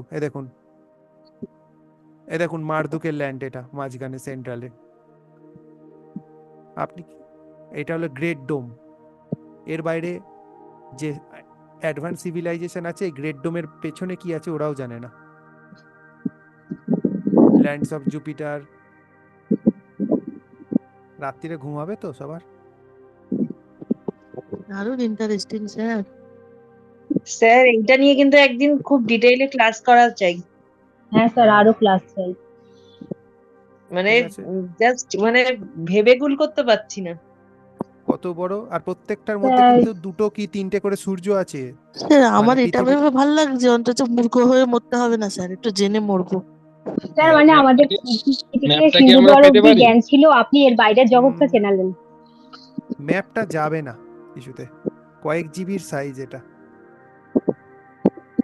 হার্ড কপিতে কয়েক জিবি সাইজ, বললাম তো কয়েক জিবি সাইজ। আর ওটার আপনার আমার কপি করার পারমিশন নেই, মানে হয়ে যায়, আনরিডেবল হয়ে যায়। এটা পারচেস করেছি প্রায় 12,000 অ্যারাউন্ড, বললাম না অ্যামাউন্ট নিয়েছে 12,000 অ্যারাউন্ড। এত স্যার, ডিটেলসে এই আছে পুরো কতটা। ম্যাপটাকে কি ইউনিভার্স বলে বলা হয়? হ্যাঁ হ্যাঁ মানে ইউনিভার্স বলতে কি হ্যাঁ পুরোটাই? হ্যাঁ হ্যাঁ হ্যাঁ, এটা হলো বুধের ল্যান্ড। স্যার পার্টলি স্ক্রিনশট তুলে পাঠানো যায় না? স্ক্রিনশটে আপনি কিছু ফেটে যাবে, স্ক্রিনশটে করতে যাবেন তো, এই এত ছোট যেমন ডিটেলস, এই যে যেমন এই দেখুন এই লাইনটাকে আমি এত ফোকাস করতে পারছি, আপনি ডিটেলসে দেখতে পাচ্ছেন, ওটা কিন্তু দেখতে পাবেন না, ফেটে যাবে, বুঝতেই পারবেন না নাম কি আছে। পারচেস করলে তাহলে পাওয়া যেতে পারে, তাই তো স্যার? পারচেস করলে পাওয়া যেতে পারে। এই দেখুন, এটা যদি স্ক্রিনশট নিয়ে নেন, আপনি এটাকে জুম করে কিছু বুঝতে পারবেন? না না, তাই তো। এটাকে পাঠানোর কোনো পারমিশন নেই, এটাকে পাঠানো যায় না, এটা লাইসেন্সড ম্যাপ, আমি এটাকে ফোনেও নিতে পারবো না। দারুণ কিন্তু। দেখেছেন কত জুম করছি, তার মানে ম্যাপটা কত হাই রেজলিউশনের, বুঝতে পারছেন? সেটাই। Lands of Uriel, human colony, sir টেরাক, তাহলে সিমিয়েরা, যে এরিয়া, একটা ল্যান্ডস অফ প্রশ্ন মার্স। করবো? হ্যাঁ বলুন বলুন। বলছি স্যার, তাহলে এই যে আমাদের যে বলে যে এই যে আমাদের যে স্পিরিট এ দেখুন আফটার ডেথ। অ্যাটলান্টিস। এখানে কি আপনি ভাবছেন সবাই সব সলিড লোক থাকে? এখানে কিছু সূক্ষ্ম লোকও থাকে। আর আপনি কি ভাবছেন সাগর মানে আপনি যেটা পৃথিবীর সাগর দেখছেন, সূক্ষ্ম স্তরের সাগরও হতে পারে। স্যার আমি বলবো? একটা প্রশ্ন বলুন করবো? বলুন। বলছি স্যার বলছি আহ যে বলা হচ্ছে যে এখন পৃথিবীর কনসিয়াসনেস 5D তে শিফট করছে এরকম বলা হয়। তো এটার জন্য কি কি এই মানে এই যে পার্থিব যে জগৎটা সেটাও কি এফেক্টেড হবে? মানে পৃথিবীর বুঝতে যেটা পারছি না, দেখালেন ওটাও এফেক্ট হবে? মানে এই হায়ার এফেক্টের কনসিয়াসনেস কোনো তো গল্পই পৃথিবী নেই, যাচ্ছে বলা হয়। ও বয়ে গেছে। তো এত পৃথিবী কার কি এসে যায় বলুন তো? ধরুন এই অফিসে যাচ্ছে, খেতে যাচ্ছে, এর কি এসে যায় যে এখানে একটা গ্লোবে পৃথিবীর কিছু লোকের কিছু হচ্ছে? কি এসে যায় এর? এর কি এসে যাবে? এর কি এসে যাবে? আপনার হায়ার কনসাসনেস মানে আমাদের কাছে অনেক কিছু, কারণ আমাদেরকে বোকা বানিয়ে রাখা হয়েছে বলে আমাদের। ওরা তো জেগে বসে আছে, ওরা সবই জানে, এগুলো ওদের কাছে ডাল ভাত। মানে আপনি ধরুন বীজগণিত শিখে নিয়েছেন, এবার বড় টিচার আপনি, পাশের বাড়ির ছেলেটা সবাই বীজগণিত শেখা শুরু করেছে, আপনার কিছু এসে যাবে তাতে? কি এসে যাবে? এ শিখছে, শিখুক, খুব ভালো ছেলে, বড় হয়ে ভালো হবে, বাস এইটুকুনি বলে পালিয়ে যাবে। কিন্তু ওর কাছে অনেক কিছু, বাবা বীজগণিত শিখছি, যা তা ব্যাপার, এক্স এর সঙ্গে ওয়াই এর বিয়োগ দিচ্ছি, এখন এবিসিডিরও বিয়োগ হচ্ছে, আগে সংখ্যার দিতাম, এখন এবিসিডির বিয়োগ হচ্ছে। এইটা নিয়ে পড়তে পড়তে আমি শেষ করতে পারিনি, ওই জন্য এইটা নিয়ে হ্যাঁ, আমি ক্লাস করাইনি। টেলার শহরের কথা আছে দেখলাম, হ্যাঁ অ্যান্ডোরেমেন্ডাস। হ্যাঁ হ্যাঁ হ্যাঁ, আপনি ওগুলো আছে, ওগুলো আছে, ওগুলো আছে। বলেছিলাম যে আমি টেলার শহরের কথা আমি চেয়েছিলাম। স্যার বলছি তাহলে আমাদের এই যে স্পিরিট বলে যে মানে তাহলে কি এই পোর্টালের মধ্যেই সবাই আটকে আছে? পোর্টাল, হ্যাঁ বলতে পারেন। এ দেখুন, এটা টক্সিক ল্যান্ড, এখানে সব সময় টক্সিন তৈরি হয়, যে খয়েরি খয়েরিটা টক্সিক তৈরি হয় মানে কি? টক্সিক, বিষ বিষ, ও বিষাক্ত। স্যার এটা তাহলে যে নট শোনা যায় যে শুনতে না। বলুন, শোনা কি যায় শোনা যে যায়? এলিয়ান আসে, তাহলে কি এইখান থেকেই মানে হ্যাঁ হ্যাঁ, ওরা পোর্টাল, এই তো চলে আসে? পোর্টাল, এই তো পোর্টাল আচ্ছা খুলবে, আচ্ছা এই যে এখানে এখানে এখানে পোর্টাল খুলবে, এখানে পোর্টাল খুলবে, এই দেখুন এখানে, এই দেখুন বরফে ফ্র্যাগমেন্ট আছে, দেখতে পাচ্ছেন? হ্যাঁ হ্যাঁ রাস্তা হ্যাঁ আছে, স্যার দেখতে পাচ্ছি। হ্যাঁ হ্যাঁ আন্টার্কটিকাটা হ্যাঁ। হলো রিং এর মতো, ব্যাস ওখান দিয়ে চলে আসবে সো করে গাড়ি নিয়ে, ফার্মামেন্ট ও ওখানে খোলা, আচ্ছা আচ্ছা, কোনো ওখানে আকাশ থেকে ফার্মামেন্ট আসে খোলা। না স্যার, ওখান থেকে আসছে? হ্যাঁ ওই তো উঠে আকাশে চলে যায়, আকাশ থেকে ঝাঁপিয়ে তারপর চলে আসে বাড়ির ছাদে। তাহলে বলছি স্যার এলিয়ানরাও অন্য আর্থের লোক মানে বাসিন্দা? হ্যাঁ হ্যালো আচ্ছা ওদেরও দিদিবাবু, তাহলে এলিয়েনরা একটা জগৎ কিভাবে আছে আসেন? স্যার, এলিয়ানদের একটা জগৎ আছে। হ্যাঁ, ওদেরও বউ বাচ্চা আছে, সেও বলছে কখন অফিসে গেছে কর্তা, কাকে গবেষণা করবে বলে এখনো ফিরছে না। স্যার আপনি একটু আগে বললেন কত বিজ্ঞানী গায়েব হয়ে যাচ্ছে, তার কারণ অনেক কিছু তারা জেনে ফেলছে বলে। এবার আপনাকে আমি একটা কথা বলি, আপনিও কিন্তু খুব সাবধানে থাকবেন স্যার। না আপনিও না, কিন্তু এগুলো সবই অ্যাঞ্জেলের থেকে ওপেন কম সিক্রেট। নন, আমারও মনে হচ্ছিল। আপনিও অ্যাঞ্জেলের থেকে কম নন, আমাদের জন্য কিন্তু আপনিই অ্যাঞ্জেল। কারণ এই জিনিসগুলো কিন্তু সত্যি কথা বলতে জানি না আপনি কোথা থেকে, মানে আপনার মাথায় কি করে আসছে, আমি তো সবসময় মানে অবাক হই যত দেখি আপনাকে। একটু দেখুন এটা সাবধানে থাকবেন জ্ঞানগঞ্জ, আপনিও। জ্ঞানগঞ্জ, সাংগ্রিলা। বলছি এরা তাহলে শুধু স্পেশাল। পৃথিবী করে কেন? হ্যাঁ বলুন। বলছি পৃথিবী এরা মানে যারা এইসব জগৎ বাইরের জগতে আছে, তারা পৃথিবীর মধ্যেই এসে মানে টার্গেট করে কেন পৃথিবীতে আসার জন্য? না, ওরা সবেতেই যায়, ওরা নিজেদের মধ্যে লেনদেন চলতো, আপনি যা শুনলেন তো ক্লাসের শুরুতে, হুম। লেনদেন তো চলতো, বন্ধ হয়ে গেছে, বন্ধ হয়ে গেছে। ওদের জন্য 400 বছর, 1000 বছর কি, ওরা হয়তো একজনই হয়তো 2000-3000 বছর বাঁচে। হ্যাঁ, তো এখনো তো কিছু কিছু আছে, মানে কিছু কিছু মানে ঘটনা আছে যেগুলো মানে হাইড করা আছে, তারা পোর্টাল হ্যাঁ খুলে চলে আসে। পোর্টাল খুলে এসে তারা মানে কি এখানে পৃথিবীর ওপর থেকে কি চায়, মানে জিনিসটা কি করতে চায়?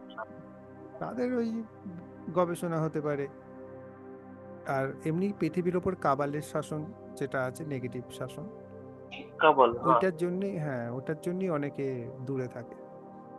রূপাক নুল বলুন দিদি, কি প্রশ্ন? জার্মানি থেকে। হ্যাঁ স্যার, ওই যে জিজ্ঞেস করতে চাচ্ছি যে আমাদের উপর আমাদেরকে বোকা বানিয়ে রাখার কারণ কি হতে পারে? মানে বোকা বানিয়ে রাখার কারণ খেলাটাকে ইন্টারেস্টিং করা। সার্কাসের বাঘকে রাখার কি কারণ হতে পারে? চমক, ইন্টারেস্ট ক্রিয়েট করা, এনার্জি হারভেস্ট করা। এনার্জি হারভেস্ট নিয়ে অনেক ভিডিও বানিয়েছে এর আগে। এই যে যেমন হ্যাঁ স্যার, আপনি 2020 স্পিরিটের ব্যাপারে বলেছিলেন যে একটাও স্পিরিচুয়াল মানুষ যদি থাকে তো তার থেকে অনেক কিছু পজিটিভ এনার্জি নেওয়া যায়, ওই জন্যই হ্যাঁ, কি? Energy harvest. যেমন স্যার এই 2020 তে যে আমাদেরকে ডোজ গুলো ইয়ে করা মানে আমরা নিলাম, তো এইটাও কি আপনার মনে হয় যে মানে মনে হয় আউটসাইডের কি, সবাই জানে। আর এটা এটা এটা করার কারণটা কি ছিল? এটা আপনার যাতে যে ন্যাচারাল প্রোগ্রেসটা হচ্ছিল, যেটা বাইরের জগৎ থেকে লাইটটা আসছিল এবং আপনার অ্যাওয়েকেনিংটা ফাস্ট হয়ে যেত, ওটাকে থামিয়ে দেওয়া। তাহলে স্যার এত মানুষ মরছিল কি করে? মরছিল তো ওষুধের সাইড এফেক্ট, এখন তো ওরা নিজেরাই বলছে। আচ্ছা, তার মানে আমরা কিন্তু যা স্যার ঘটছে তো তার উল্টো, মানে যেটা চাওয়া হয়েছিল, কেননা ওই সময় পর থেকেই এত কিছু, মানে ইউটিউবে এত কিছু এই ব্যাপারে জানতে পেরেছি, কিন্তু আমরা মোটামুটি প্রত্যেকেই, তার আগে এতটা প্রচার ছিল না, মানে যেটা ওরা চেয়েছিল বিনাশ করার জন্য তার উল্টোটাই তো ঘটছে স্যার। দেখুন, ডার্ক এখন তো ফোর্সেরও দরকার সবাই এত আছে, কিছু ওদের এনার্জি জন্যই জাগছে সব। লোকে। ওরা কাণ্ড না ঘটালে লোকে জাগতো না। লোক ঘুমিয়ে ঘুমিয়ে মহাপুরুষ হয়ে যেত, তারপর হঠাৎ দেখতো কি হয়ে গেল, একটা ডানা বেরিয়ে গেছে পরের দিন। তাহলে স্যার চীনকে যে এই করোনার জন্য দায়ী করা হয়েছিল, আবার তাহলে নাম এটা নেবেন না। সবই কি, সরি স্যার, সবই কি তাহলে মানে প্রি প্ল্যান? হ্যাঁ, আমি একটা বইয়ের আমি একটা রেফারেন্স দিয়েছিলাম তখন, কি বেশ নামটা ভুলে গেছি। 1983-তে একটা বই লেখা হয়েছে। 1983 যে বছর ভারত প্রথমবার কপিল দেব বিশ্বকাপ এনেছিল, যে চীনে একটা ভাইরাস আসবে 2020 সালে, এবং তাতে মানুষের লাংস এফেক্টেড হবে এবং গোটা বিশ্ব ব্যবস্থার উপর সেটা প্রভাব ফেলবে এবং বিশ্ব অচল হয়ে পড়বে। 1983-তে। আমি আচ্ছা, বইটার হার্ড কপির ছবি তুলে তখন পাঠিয়েছিলাম, এখন নেই আমার কাছে, ফোনটা চেঞ্জ হয়ে গেছে। সেটার একটা কার্টুনও হয়েছিল স্যার, কার্টুন বই হয়েছিল। হ্যাঁ স্যার একবার ভুলে গেছি, Olympic, eye of London the অলিম্পিকেও ডন এই এরকম সম্পর্কে কিছু একটা হবে। শো হয়েছিল। Dawn of the eye or eye of the dawn. Dawn মানে ওই ভোটটা, DAWN, আর এরকম নাম কিছু নাম ছিল। জানা তো স্যার কার লেখা? আমি ভুলে গেছি, মাথা থেকে বেরিয়ে গেছে, 4 বছর আগেকার ঘটনা। Sir eye of the London dawn এরকম কিছু। অলিম্পিকেও কিন্তু ওই টাইপের একটা শো হয়েছিল যে আমি সেই বলেছিলাম, লন্ডন হ্যাঁ হ্যাঁ, অলিম্পিক আমি ওটা 2012। দেখেওছিলাম 2012 সালে। হ্যাঁ লন্ডন অলিম্পিক 2012। দাঁড়ান দেখি একবার, ভয়ঙ্কর শো। স্যার এই যে ওখানে এখান যা থেকে দেখিয়েছে একদম সেটাই হয়েছে। এই ডোজের দ্বারা যে আমরা এফেক্টেড হলাম, মানে যারা নিয়েছে জিনিসটা শরীরে, তো হ্যাঁ, কি করবো? তারা এখান থেকে মানে কিভাবে কিভাবে মুক্তি পাবো, এটাই হচ্ছে কথা। হিলিং করতে থাকুন, স্পিরিচুয়াল অ্যালাইনমেন্ট বেশি করতে থাকুন, আস্তে আস্তে ঠিক হয়ে যাবে। বডি সব সহ্য করে নিতে পারে।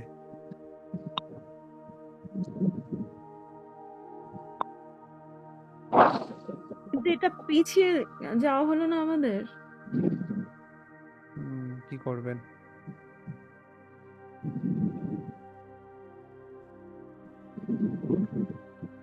পিছিয়ে দেওয়ার জন্যই তো করা, যেভাবে দেখুন, এগিয়ে লন্ডন যাচ্ছিল অলিম্পিক সবকিছু। 2012। হ্যাঁ স্যার, এই ভিডিওটা আমি দেখেছিলাম।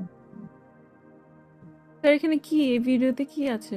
লন্ডন অলিম্পিক 2012 ইনঅগুরাল সেরেমনি দেখিয়ে নেবেন। এই দেখুন, ডাক্তার নার্স সব নাচছে, বাচ্চারা লাফাচ্ছে, সবাই আনন্দ করছে। হ্যাঁ, এ দেখুন এখানে স্যানিটাইজার দেখাচ্ছে হ্যান্ড জেস্চারে। এ দেখুন নাচছে, এরাও নাচছে 2020-তে। এ দেখুন সেম পোজ দেখুন, ডাক্তার নার্স সব নাচছে। স্যানিটাইজারের ডোজের হাত ধোয়া সব দেখাবে। এ দেখুন হাত ধুচ্ছে, দেখেছেন? স্যানিটাইজার লাগাচ্ছে।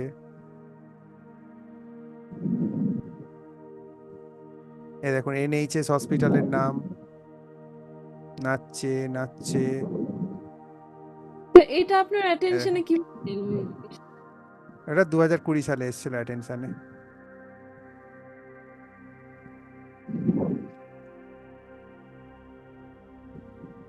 এবার একটা ভূত আসবে, এই দেখুন। COVID-19 বলাও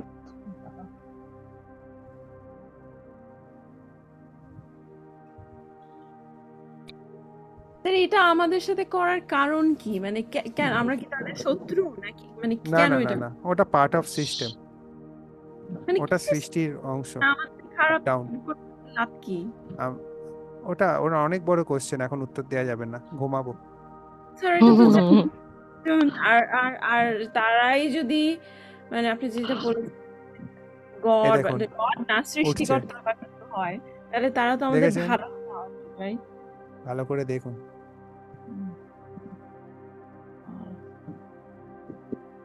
হাজার হাজার বেড, হাজার হাজার ডাক্তার। গেছিল সময়টা বাবা।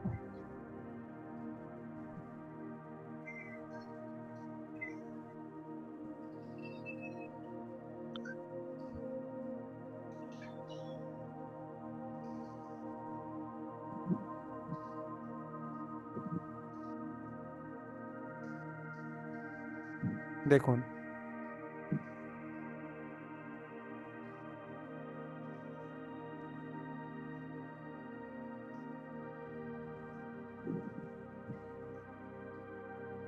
স্যার তার মানে পৃথিবীতে একবার অ্যাভয়েড করার চেষ্টা করা হয়েছিল যে এরকম একটা কিছু আসতে না না, চলেছে। এগুলো ওরা ওদের সিস্টেমটা হলো, ওরা যদি এরা কারা স্যার? কাউকে, এরা কি অভিনয় করেছে আগে থেকে নাকি? হ্যাঁ 2012 সালের এটা ভিডিওটা, ওদের সিস্টেমই হলো যদি কাউকে বলি দিতে হয় তাকে আগে জানিয়ে দিতে হবে, তাহলে না হলে তার বলি স্বীকৃত হয় না। তো ওরা জানিয়ে দিল গোটা পৃথিবীকে, তারপরে বলি আচ্ছা। দিল, ওটা সিস্টেম ওদের। না জানিয়ে বলি দিলে এ হয় না, স্বীকৃতি লাভ করে না, পারপাস সলভ হবে না।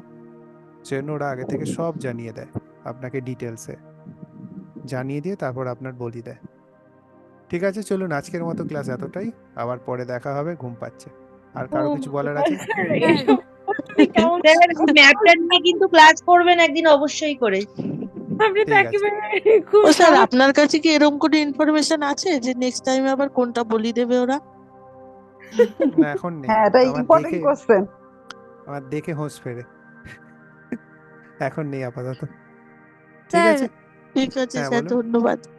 স্যার বলছি তাহলে এই যে হ্যালো, হ্যাঁ বলুন। হ্যাঁ বলছি তাহলে এই যে মাল্টিভার্স থিওরির কনসেপ্টটা কি টোটালি তাহলে রং না এটা না, আছে? মাল্টিভার্সই তো দেখালাম।